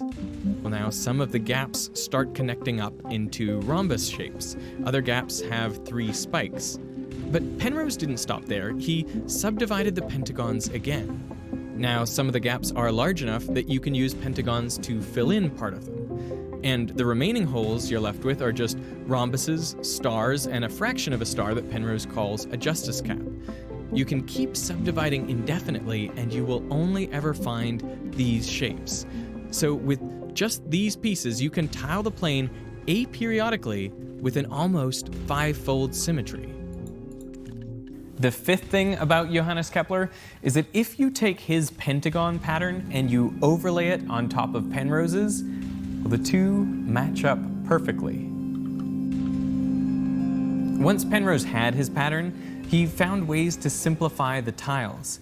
He distilled the geometry down to just 2 tiles, a thick rhombus and a thin rhombus. The rules for how they can come together can be enforced by bumps and notches or by matching colors. And the rules ensure that these 2 single tiles can only tile the plane non-periodically. Just 2 tiles go all the way out to infinity without ever repeating. Now, one way to see this is to print up 2 copies of the same Penrose pattern and one on a transparency and overlay them on top of each other. Now, the resulting interference you get is called a moire pattern. Where it is dark, the patterns are not aligned. But you can see there are also some light spots, and that's where the patterns do match up. And as I rotate around, you can see the light spots move in and get smaller, and then at a certain point they move out and get bigger. And what I want to do is try to enlarge one of these bright spots and see how big of a matching section I can find. Oh, yes. Yes! It's like all of a sudden everything is illuminated. I love it. So these patterns are perfectly matching up here, here, here, here, and here, but not along these radial lines. And that is why they look dark. So what this shows us is that you can't ever match any section perfectly to one beneath it. There will always be some difference. So my favorite Penrose pattern is actually made out of these 2 shapes, which are called kites and darts. And they have these very particular angles. And the way they're meant to match up is based on these 2 curves. You can see there's a curve on each piece. And so you have to connect them so that the curves are continuous. And that's the rule that allows you to build an aperiodic tiling from these 2 pieces. So I laser cut thousands of these pieces, and I'm gonna try to put them together and make a huge Penrose tiling. Oh man, come on. If you stare at a pattern of kites and darts, you'll start to notice all kinds of regularities like stars and suns. But look closer and they don't quite repeat in the way you'd expect them to. These 2 tiles create an ever-changing pattern that extends out to infinity without repeating. Does this mean there is only one pattern of kites and darts, and every picture that we see is just a portion of that overall singular pattern? Well, the answer is no. There are actually an uncountably infinite number of different patterns of kites and darts that tile the entire plane. And it gets weirder. If you were on any of those tilings, you wouldn't be able to tell which one it is. I mean, you might try to look further and further out, gather more and more data, but it's futile because any finite region of one of these tilings appears infinitely many times in all of the other versions of those tilings. I mean, don't get me wrong, those tilings are also different in an infinite number of ways, but it's impossible to tell that unless you could see the whole pattern, which is impossible. There's this kind of paradox to Penrose tilings where there's an uncountable infinity of different versions, but just by looking at them, you could never tell them apart.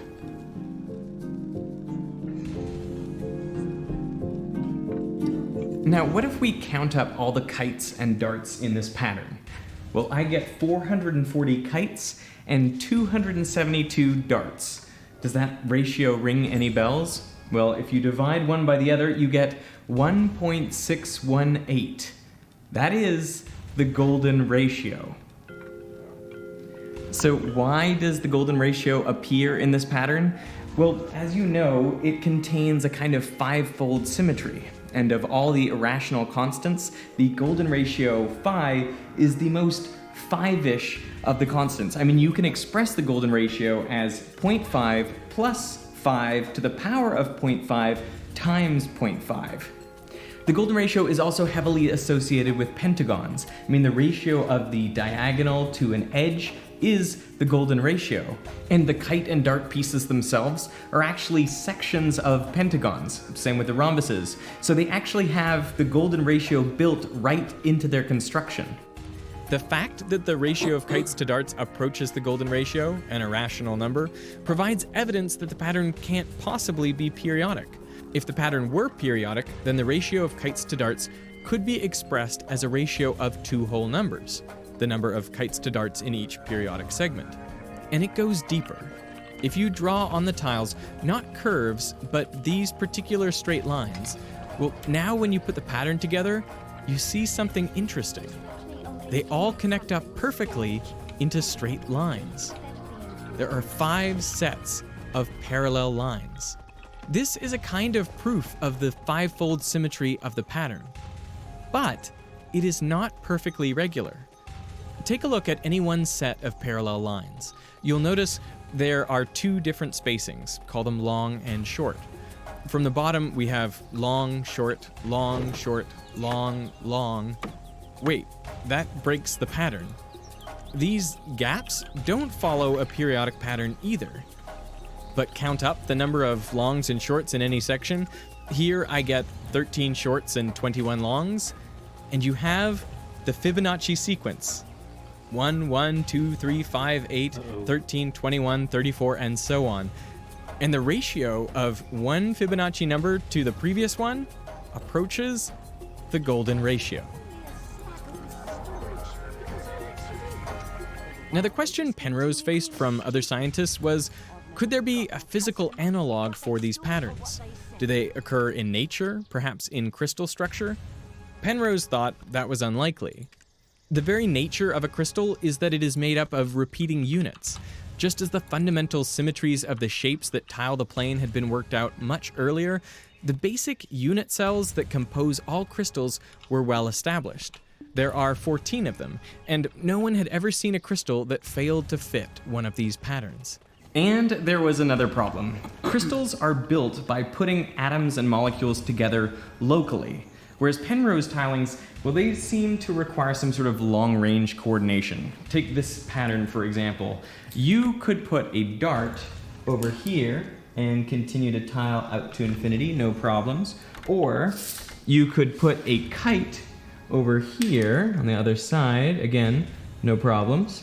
But if you place the kite and dart in here simultaneously, well then this pattern will not work. I mean, you can keep tiling for a while, but when you get to somewhere around here, well, it's not gonna work. You can put a dart in there, which completes the pattern nicely, but then you get this really awkward shape there, which is actually the shape of another dart, but if you put that one in there, then the lines don't match up, the pattern doesn't work. So how could this work as a crystal? I mean, both of these tiles obey the local rules, but in the long term, they just don't work. In the early 1980s, Paul Steinhardt and his students were using computers to model how atoms come together into condensed matter, that is essentially solid material, at the smallest scales. And he found that locally, they like to form icosahedrons. But this was known to be the most forbidden shape because it is full of five-fold symmetries. So the question they posed was, how big can these icosahedrons get? They thought maybe 10 atoms or 100 atoms. But inspired by Penrose tilings, they designed a new kind of structure, a 3D analog of Penrose tilings now known as a quasicrystal. And they simulated how X-rays would diffract off such a structure, and they found a pattern with rings of 10 points reflecting the five-fold symmetry. Just a few hundred kilometers away, completely unaware of their work, another scientist, Dan Schechtman, created this flaky material from aluminum and manganese. And when he scattered electrons off his material, this is the picture he got. It almost perfectly matches the one made by Steinhardt. So if Penrose tilings require long-range coordination, then how do you possibly make quasicrystals? Well, I was talking to Paul Steinhardt about this, and he told me if you just use the matching rules on the edges, those rules are not strong enough, and if you apply them locally, you run into problems like this. You misplace tiles. But he said if you have rules for the vertices, the way the vertices can connect with each other, those rules are strong enough locally so that you never make a mistake, and the pattern can go on to infinity. One of the seminal papers on quasicrystals was called De Neva Quinquangula on the pentagonal snowflake, in a shout-out to Kepler. Now, not everyone was delighted at the announcement of quasicrystals, a material that up until then people thought totally defied the laws of nature. Double Nobel Prize winner Linus Pauling famously remarked, "There are no quasicrystals, only quasi-scientists." Burn. But Schechtman got the last laugh. He was awarded the Nobel Prize for Chemistry in 2011. And quasicrystals have since been grown with beautiful dodecahedral shapes. They are currently being explored for applications from non-stick electrical insulation in cookware to ultra-durable steel. And the thing about this whole story that fascinates me the most is what exists that we just can't perceive because it's considered impossible. I mean, the symmetries of regular geometric shapes seemed so obvious and certain that no one thought to look beyond them. That is, until Penrose. And what we've found are patterns that are both beautiful and counterintuitive, and materials that existed all along that we just couldn't see for what they really are.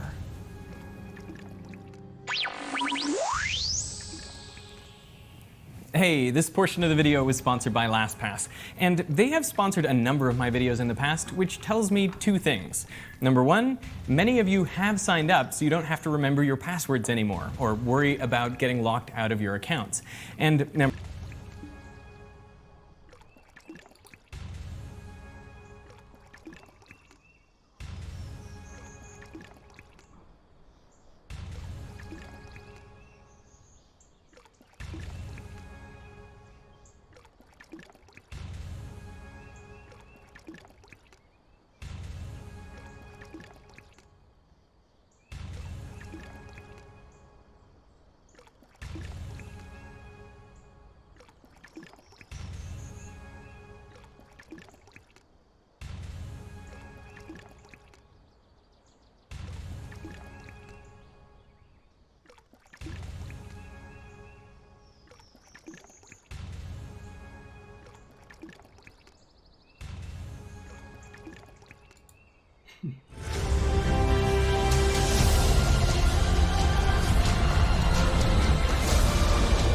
Run away, Simba. That's actually and never return.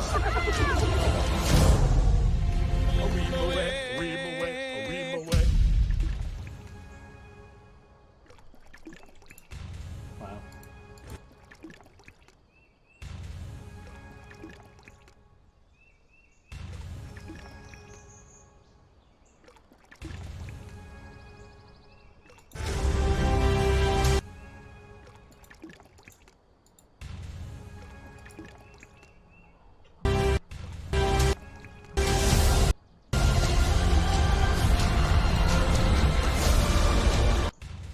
Run away, Simba. And never return.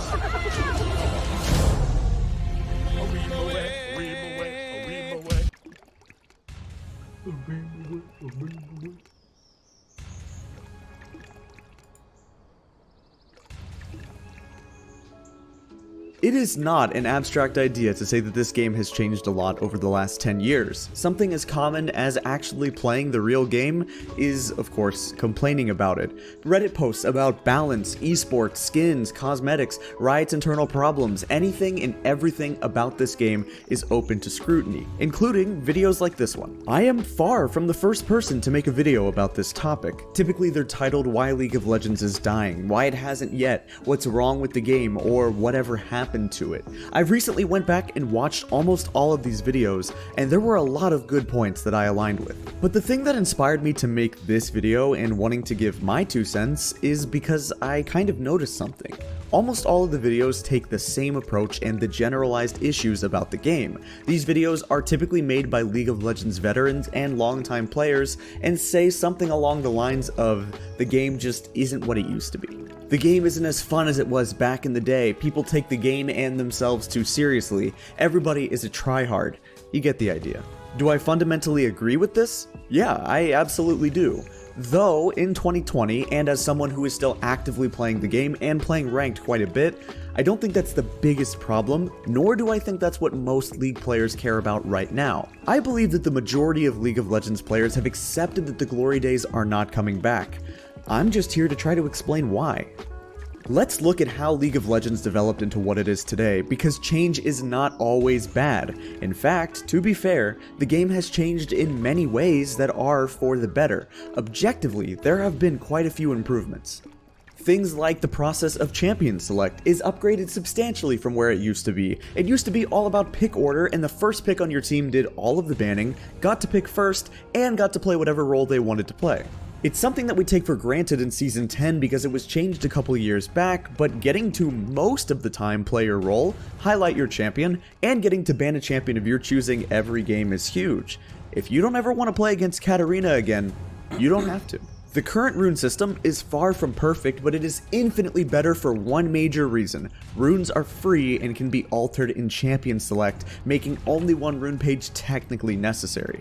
It used to cost you a small fortune to complete just one rune page, and you needed multiple pages, which were a metric crapload of influence points. For new players, you could potentially hit level 30 and be ready to play ranked before even completing a single rune page, which is just absurd. There have been some great reworks like Warwick, Poppy, and Taric as they revived these terrible dead champions from their horribly designed state. Something not directly related to Riot, but third-party websites and applications are better than ever before to help you out as a player. op.gg, u.gg, whatever you like to use, we have everything at our disposal. For you veterans out there, do you remember the days of using LOL King? It was a laggy, buggy mess that barely worked and made your eyes bleed, but even still, it's pretty nostalgic. The professional scene has come a long way with higher production quality, franchising for the organizations, sponsorships, pros having actual facilities to practice in. All of that helps advance the esport and the game. How about tools for league editors like the Creator Suite, downloadable replays in client with a proper replay system, better developed techniques for getting the editing that you want, like green screen effects, keyframe camera motion, and setting up scenarios in the practice tool to get that perfect shot.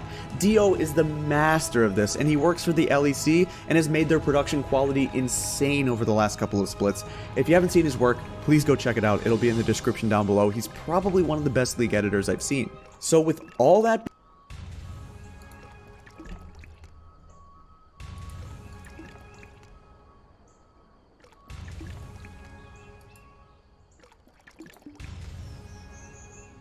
being said,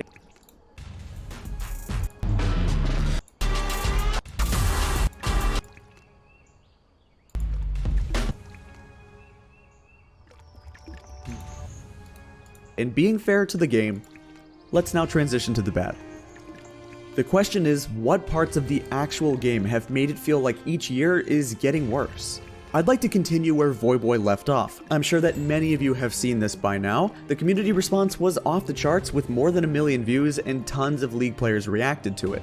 But he did not go as deep as he could have. He didn't hit many of the pain points for players who are still playing this game every day, and the game-ruining behavior and trolling and rage quits we will definitely get into, but let's piece together a little bit of history and a sort of timeline of how we got here.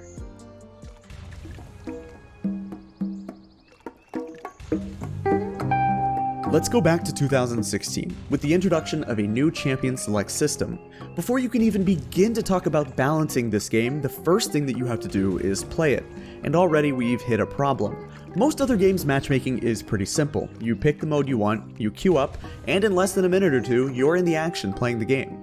The thing is, for those games without a dedicated ranking system, say Call of Duty, it's not really fair to compare it to League, because skill-based matchmaking should always take longer to find games. Of course, back in the day of Modern Warfare 2, you could play round after round after round because there was no guarantee that you just wouldn't be pummeled every single time by better players. But even with games like Rocket League having a very similar ranking system, it's just so much faster to get into a game. 2 minutes maximum to get in and start playing even for ranked queues. Right now for League, you wait anywhere between 5 minutes to get into a game all the way up to more than 1 hour, depending on your rank. The higher rank you are, the longer you will typically have to wait.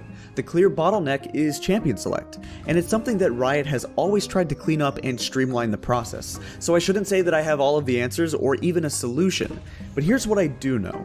Once you're in champion select, there's a decent chance that somebody will dodge or be forced to dodge because of champ select trolls, which means that you'll usually have to go through multiple selects.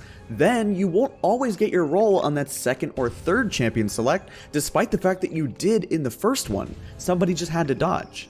If it's your promos, you do have autofill protection, but you can never dodge because for some reason dodging one game of your promos causes you to lose a whole match, despite the fact that dodging a game normally is only a fraction of the punishment of losing a full one. So while you're already on the edge from the fact that promos are stressful and annoying to deal with and you need to win those games, you also know during that time that for all of the drafts upcoming, you're completely forced to deal with whatever nonsense happens.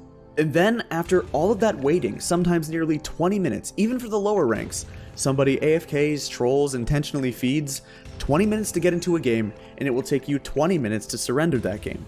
You end up having somewhere in the ballpark of 40 minutes of bad gaming experience, held hostage by the system, when you could have played plenty of games of Rocket League, run through a raid on RuneScape, or some games of NBA My Career. Instead, you lose 40 minutes of your life to the system and to troll players. Not to mention, you lost your promos or lose the full LP of the game that you just lost. But here's the thing.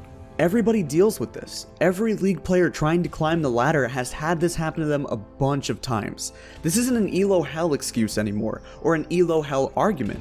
Instead, it's just low quality gaming. Winning on this game has unfortunately become way more of a short-term relief rather than an actual satisfaction. You raise your hands in the air saying thank God when you finally win and promote, but you don't really get excited or all that happy. When this system makes you waste so much time and grind your way through champion select after champion select, poor matchmaking after poor matchmaking, it feels almost just like a relief to finally get through it, rather than a situation where you should feel happy, rewarded, and satisfied. Again, people do generally end up exactly where they belong. That's the reason that I'm Diamond 3 right now, and that's the reason for the most part that in every season, that's pretty much where I am. In no season did I randomly hit Challenger or randomly drop back to Gold. But my problem is that I wouldn't even consider attempting to climb higher to Diamond 2 or Diamond 1 right now, even though in every other season of League I always tried. And that's because I used to be excited about climbing, excited about improving and giving my all. But because of the egregious experience I've had this season, the quality of games being unbelievably bad, it's kind of impossible for me right now. Let's get back to the overall state of ranked in a second, and let's just have one section about autofill. Autofill is a huge part of this game and is a pain point for most players, and it's something that every season is brought to the attention of Riot. And to be fair, in the current system, I don't even know what they should do. How do you balance the fact that autofill makes your queue times faster, but also can completely ruin the quality of games that you get to play quicker? It's a complete teeter-totter. You get a quicker game, but it's of a lower quality. If you want a higher quality game, you have to wait longer. The old ranking system back in the day had tons of flaws, but the thing is, it had autofill every single game. It was all down to luck whether or not you got your role. If you were last pick, you were not getting your Zed mid lane. You were most likely playing support, and there was nothing you could do about it. The pick order system came with one major benefit that we do not see today, and that's the fact that it forced you to have a grasp of every role. You simply could not climb if your mid lane skills were diamond, but your support or jungle skills were bronze, because you probably would have to play a decent amount of those roles on your way to the top. Nowadays, people avoid their autofill like the plague, which you cannot blame them for, because if it means that they're forced to play top lane when they haven't seen that lane in 3 years, of course they're gonna run it down against a Fiora. Power creep is an issue that any long-running franchise or game will struggle with. OSRS constantly battles power creep from brand new content. The community ends up contributing to the effort of slowing down how powerful new stuff is by voting on whether or not they either want to see it or how powerful it will be if it's implemented. MMOs typically struggle with it because how do you introduce new and unique content for a game without each new thing becoming stronger than the last? There is no logical reason to release dead content that isn't worth your time. When you make new stuff, you want it to be able to compete with all other stuff in the game already. For this reason, most games have a power graph that looks something like this. It's a gradual progression over the years leading to more and more powerful stuff. But what is so interesting about League of Legends is that it looks more like this. During the beta stages back in 2009 and early 2010, we did not have weak champions or underpowered items. In fact, we've never reached where the beta was in terms of powerful stuff. For example, Annie had a 5-second point-and-click stun. Twisted Fate's ultimate was completely global, and by ultimate I mean his E. It was a basic ability that you could take at level 1 if you wanted. Oh, and his gold card was an area of effect stun. Kassadin would not just gain mana, but actually steal your mana. Dodge was still in the game, so Beta Jax could dive any tower he wanted, including the fountain, and kill you in your own base. Riot overshot the mark with how they wanted champions to function when they first made the game because they could not have predicted it would become the global success that it did, so they spent the next several years tuning down everything. Items, champions, summoner spells all had to be nerfed. In seasons 3 through 4, Riot started removing silences from champions' kit to give them more counterplay. LeBlanc, Kassadin, and Talon's silences removed. Other champions had their windows to punish them increased. Riven's shield duration was reduced by a whole second. Zed was given a delay to snap back on his ultimate to let the player have a chance to CC him. During those years, from around 2012 to 2015, a time in which the majority of League veterans still consider the golden age for this game, is arguably when champion power was at its weakest.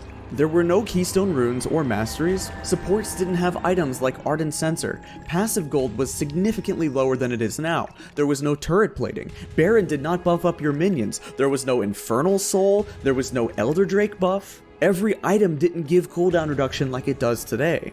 Don't get me wrong, there were crazy champions back in the day. Things like Jungle Nasus, Season 3 Kassadin, AP Gragas, Release Orianna, Alistar top lane, and all of those assassins. But in general, the power level of everything was lower. Power creep in this game has been trending upwards for a while now, and with no signs of slowing down. If you've seen the newest champion, Samira, you'll know what I'm talking about. It should come as no surprise that after releasing Kiana, Aphelios, Senna, Yuumi, Zoe, and all of these other lovely champions, Riot's next goal was to take everything to a whole nother level. The jokes at this point are starting to write themselves. People don't like Windwall? Make it AoE and make it move. But why does this keep happening? Well, if you think about it, Riot doesn't really have a reason to release champions that aren't broken. I guess there's not really an incentive to make an underloaded and underpowered champion that nobody uses, very similar to the RuneScape example. If they're going to spend months or even a year creating a champion, with splash art teams involved, with music teams involved, developing a theme and all these abilities, they need to sell skins, they need to sell the champion, and people want to see that new champion in professional play. I absolutely love what Stonewall told me about this, a League veteran of 10 years and one of the original content creators for this game. He said it perfectly. We are a far cry from when Orianna had the best ultimate in the game. You're mine. Okay, wait, that dodges abilities too? On me. Wait, that's kind of absurd. Let's do a demonstration, okay? Let's do a demonstration here. Alistar abilities. Alright, so this is Alistar. Okay, there we go. Look at that. That's my Q. That's my W. Look at my sick ass W. Oh yeah. Oh yeah. There's my whole fucking kit in 2 seconds. Okay, Samira. Let's check out Samira. I actually haven't seen this yet. Holy fuck, her passive is a fucking 2 paragraphs. The thing is, power creep doesn't end with just champion design right now. Next season, they're looking to adding in these mythic items. These are items that you're only allowed to have one of, but they're meant to be very powerful. These ones for ADCs are crazy so far. It's a stronger Phantom Dancer to help you survive assassins and give you lifesteal. This one gives you true damage, and this one gives a dash to immobile ADCs. They've really raised the bar over the last couple of years to implement more and more crazy ideas to the game. I believe the biggest creative flaw that Riot has is that they've been willing to put things in the game without thinking about how it interacts to the entire game and without thinking about the consequences of certain interactions. Let's take Yuumi, a champion that has been infamous since her release for being hated. But why is that? We've heard the argument that Yuumi fundamentally breaks the game in a way that makes her very hard to get right. It's because Yuumi is an enchanter, which is a class of champions that most of the time can be described by a couple of characteristics. Things like late game scaling, sustain, wanting to have drawn out fights, minimal but effective crowd control, and a weakness to being focused down in a team fight. Sona is a much older champion to be fair, but Yuumi is kind of a modern Sona in a lot of ways, so let's compare their kits. Both of them have healing, both of them have a small amount of crowd control, but it's quite effective when it's used right. Both are very squishy, late game scaling enchanters that thrive when they can stall out a fight and keep people alive. The game-breaking difference between the two is that Sona, much like every other enchanter, can be focused down in a fight, significantly reducing her effectiveness.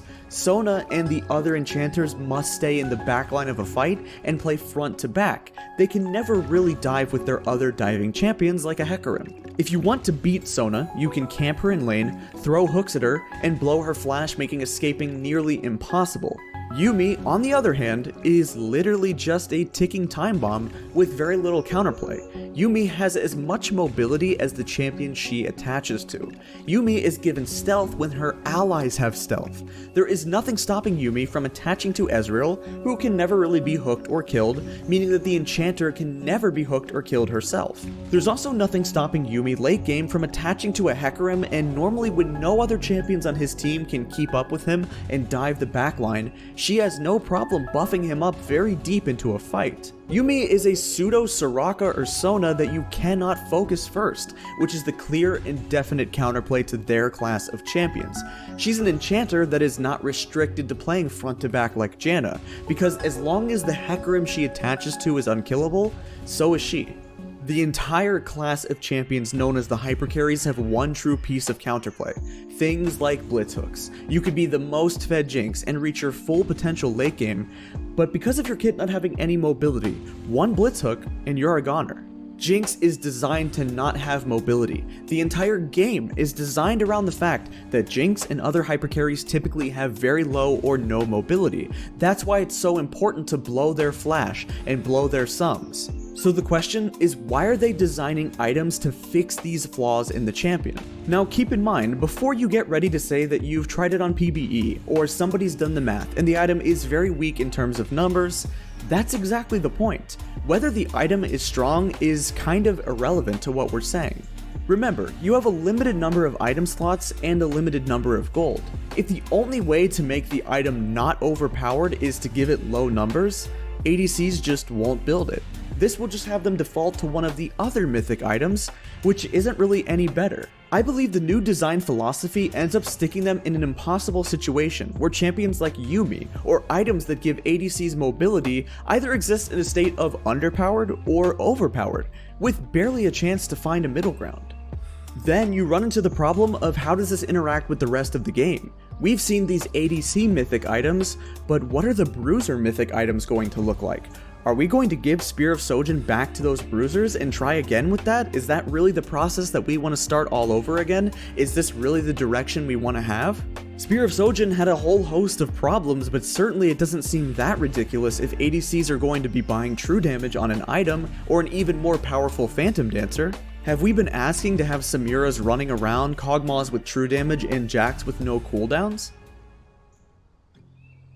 Everyone makes mistakes. It is impossible to satisfy everyone or make millions of people always agree with you. I'm sure that plenty of you right now don't even agree with half the things I've said in this video, and that's okay, because what makes somebody smart is not always having the right answer, but being able to accept that you don't always know everything. Your response to finding out that you did something people don't like is what shows your true character, not the fact that you made the original mistake. This is something I think Riot used to do very well in this video, and that's okay, because what makes somebody smart is not always having the right answer, but being able to accept that you don't always know everything. Your response to finding out that you did something people don't like is what shows your true character, not the fact that you made response to finding out that you did something people don't like is what shows your true character, not the fact that you made the original mistake. This is something I think Riot used to do very well, but they've made almost a complete 180. Their responses to community feedback has progressively become worse. One of them was so bad they got memed for months. 200 Years became a meme because it was kind of an arrogant and strange way to word what he was trying to say, but actions speak a lot louder than words. Let's talk about Aurelion Sol.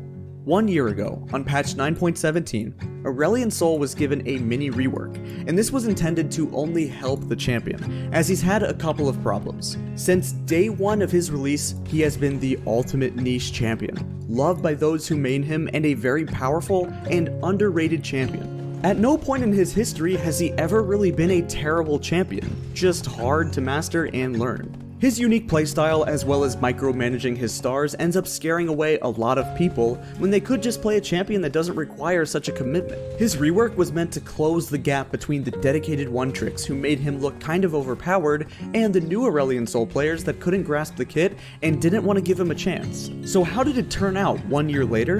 And I'm happy to say it has been a complete failure.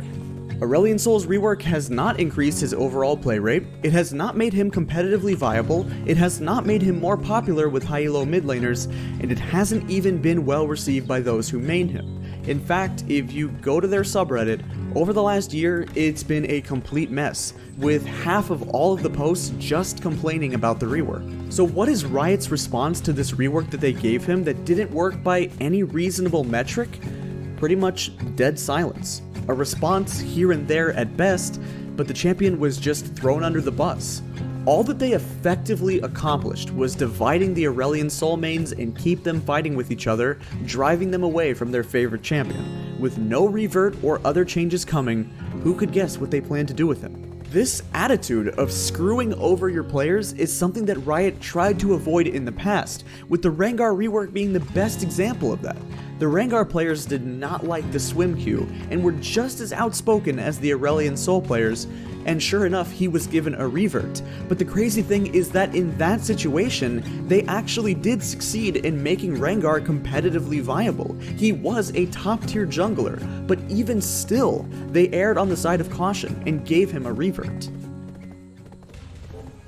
Let's pick back up on how the quality of games have been this season. The biggest problem in the game right now for me is that leaving a ranked game has really no punishment. I've noticed an extra amount of AFKs and rage quits this season, and I think it's because players have figured out there's not a punishment for it. I reached out to my Discord server for help on this one to see if they've run into similar issues, and they sent me so many examples of it happening I don't even have enough time to go through them all. Players leave the game after a level 1 invade went wrong and still play every single day. Players rage quit because they don't like laning with their lane partner and still play weeks later. You can rage quit 2 games in a row and have no punishment. The only way punishments are consistently given out in this game anymore is because of typing in chat, which serves 2 ironies at the same time. It's funny how the one thing you can change about your teammates, which is the typing, is the only thing that's truly bannable consistently. You can mute people, you can in fact make people stop flaming with the mute button, but you cannot mute somebody from AFKing.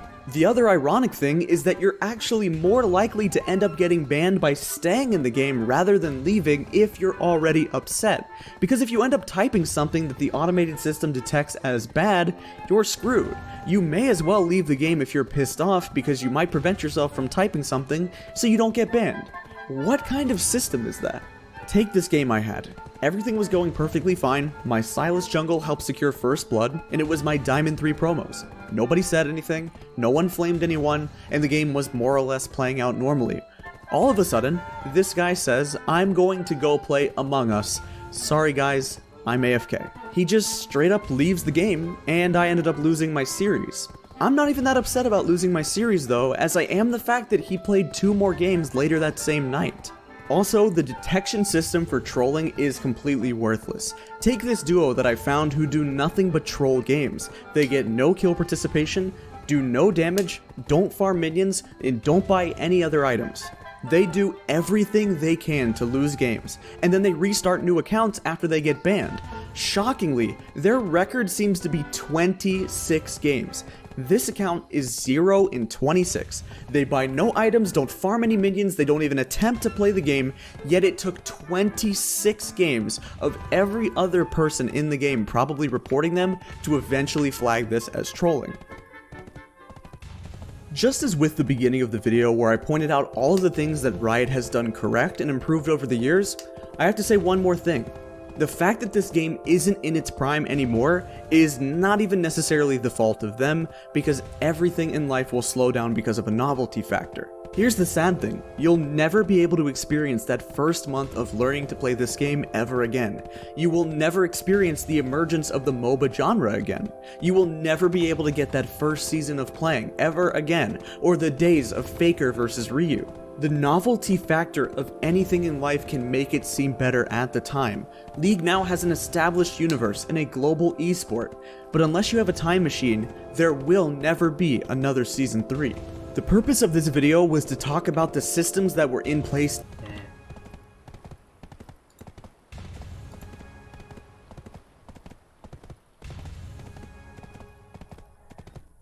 I think they just need to implement AI. Oh, hello, Susie. Wait, let me send that message.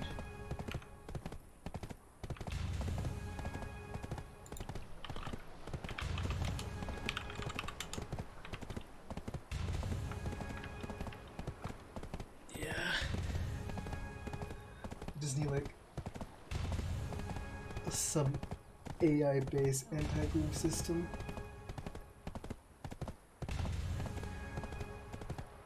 I definitely don't play League. It's a novelty factor.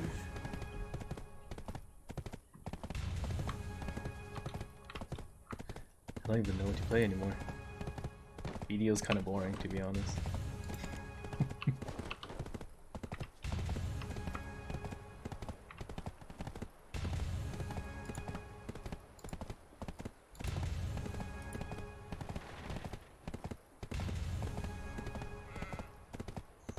Good morning, do you just wake up?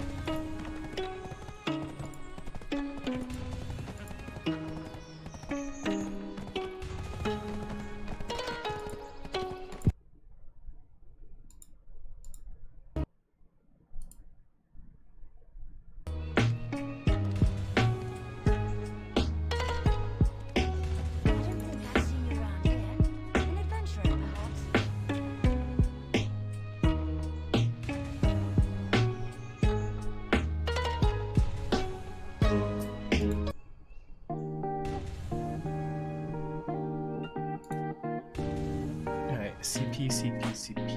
Where's CP?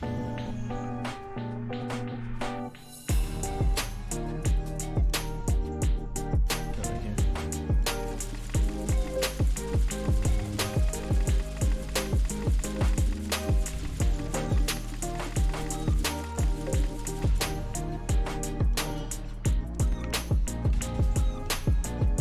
Wait, I only get one level. 382. Wait, no, I got 4. Nice. Now, cooking's really good CP. Just spam some stupid low profit cooks.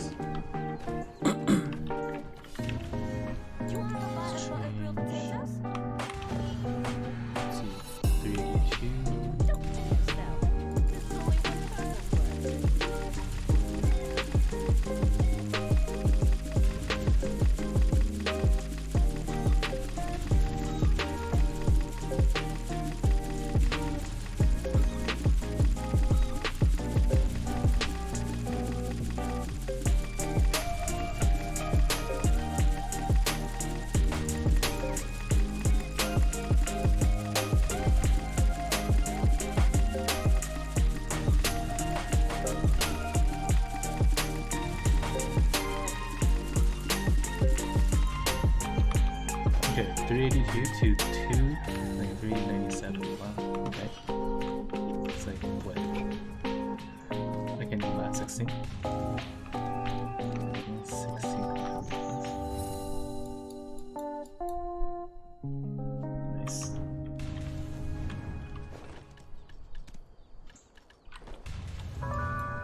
Good.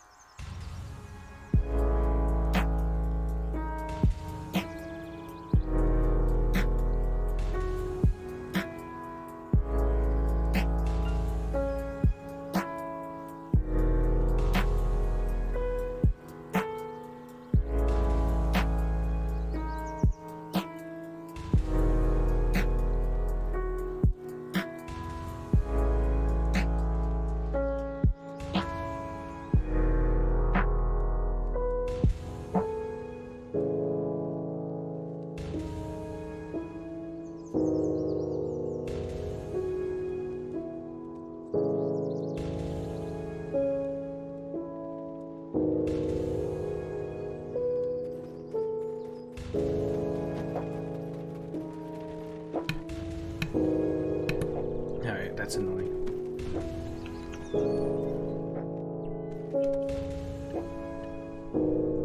Somehow I have to become someone else's caretaker.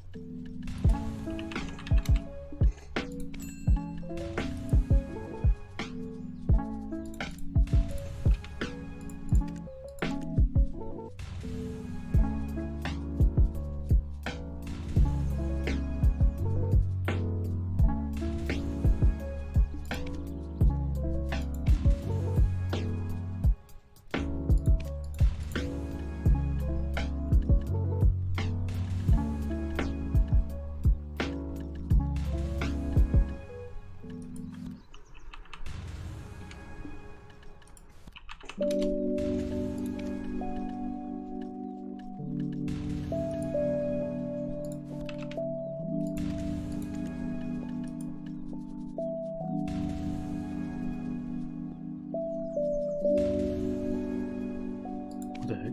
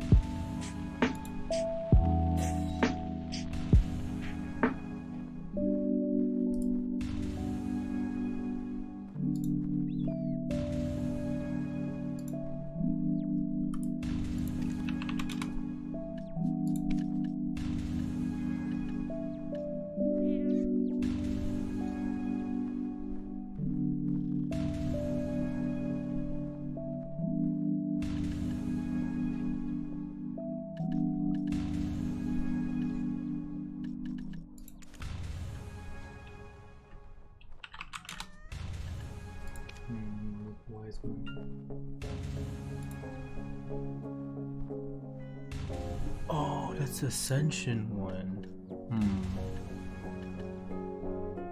Uh-oh.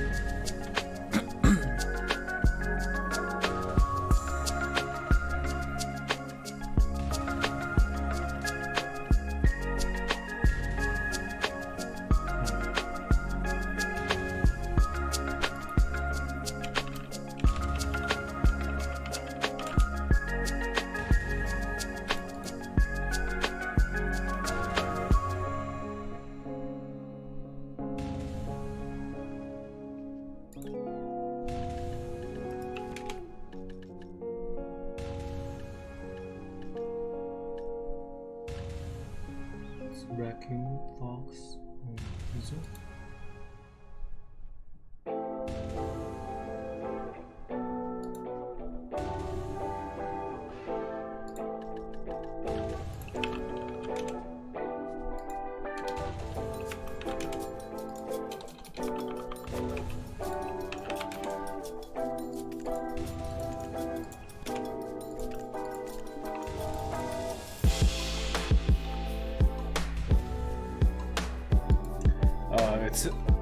It's enabled for everybody.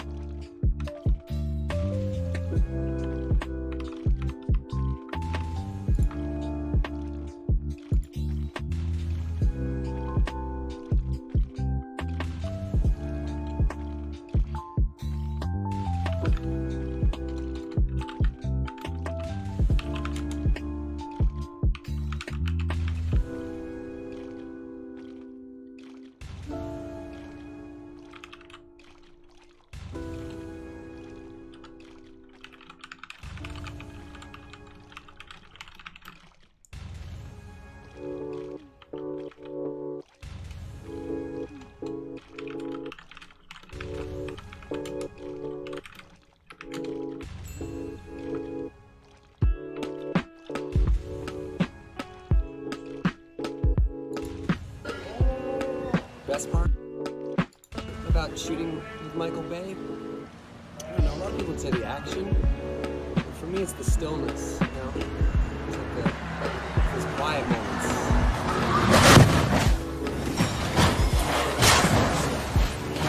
You sort of feel it, you can like lost in the character's eyes. Those are the moments for me.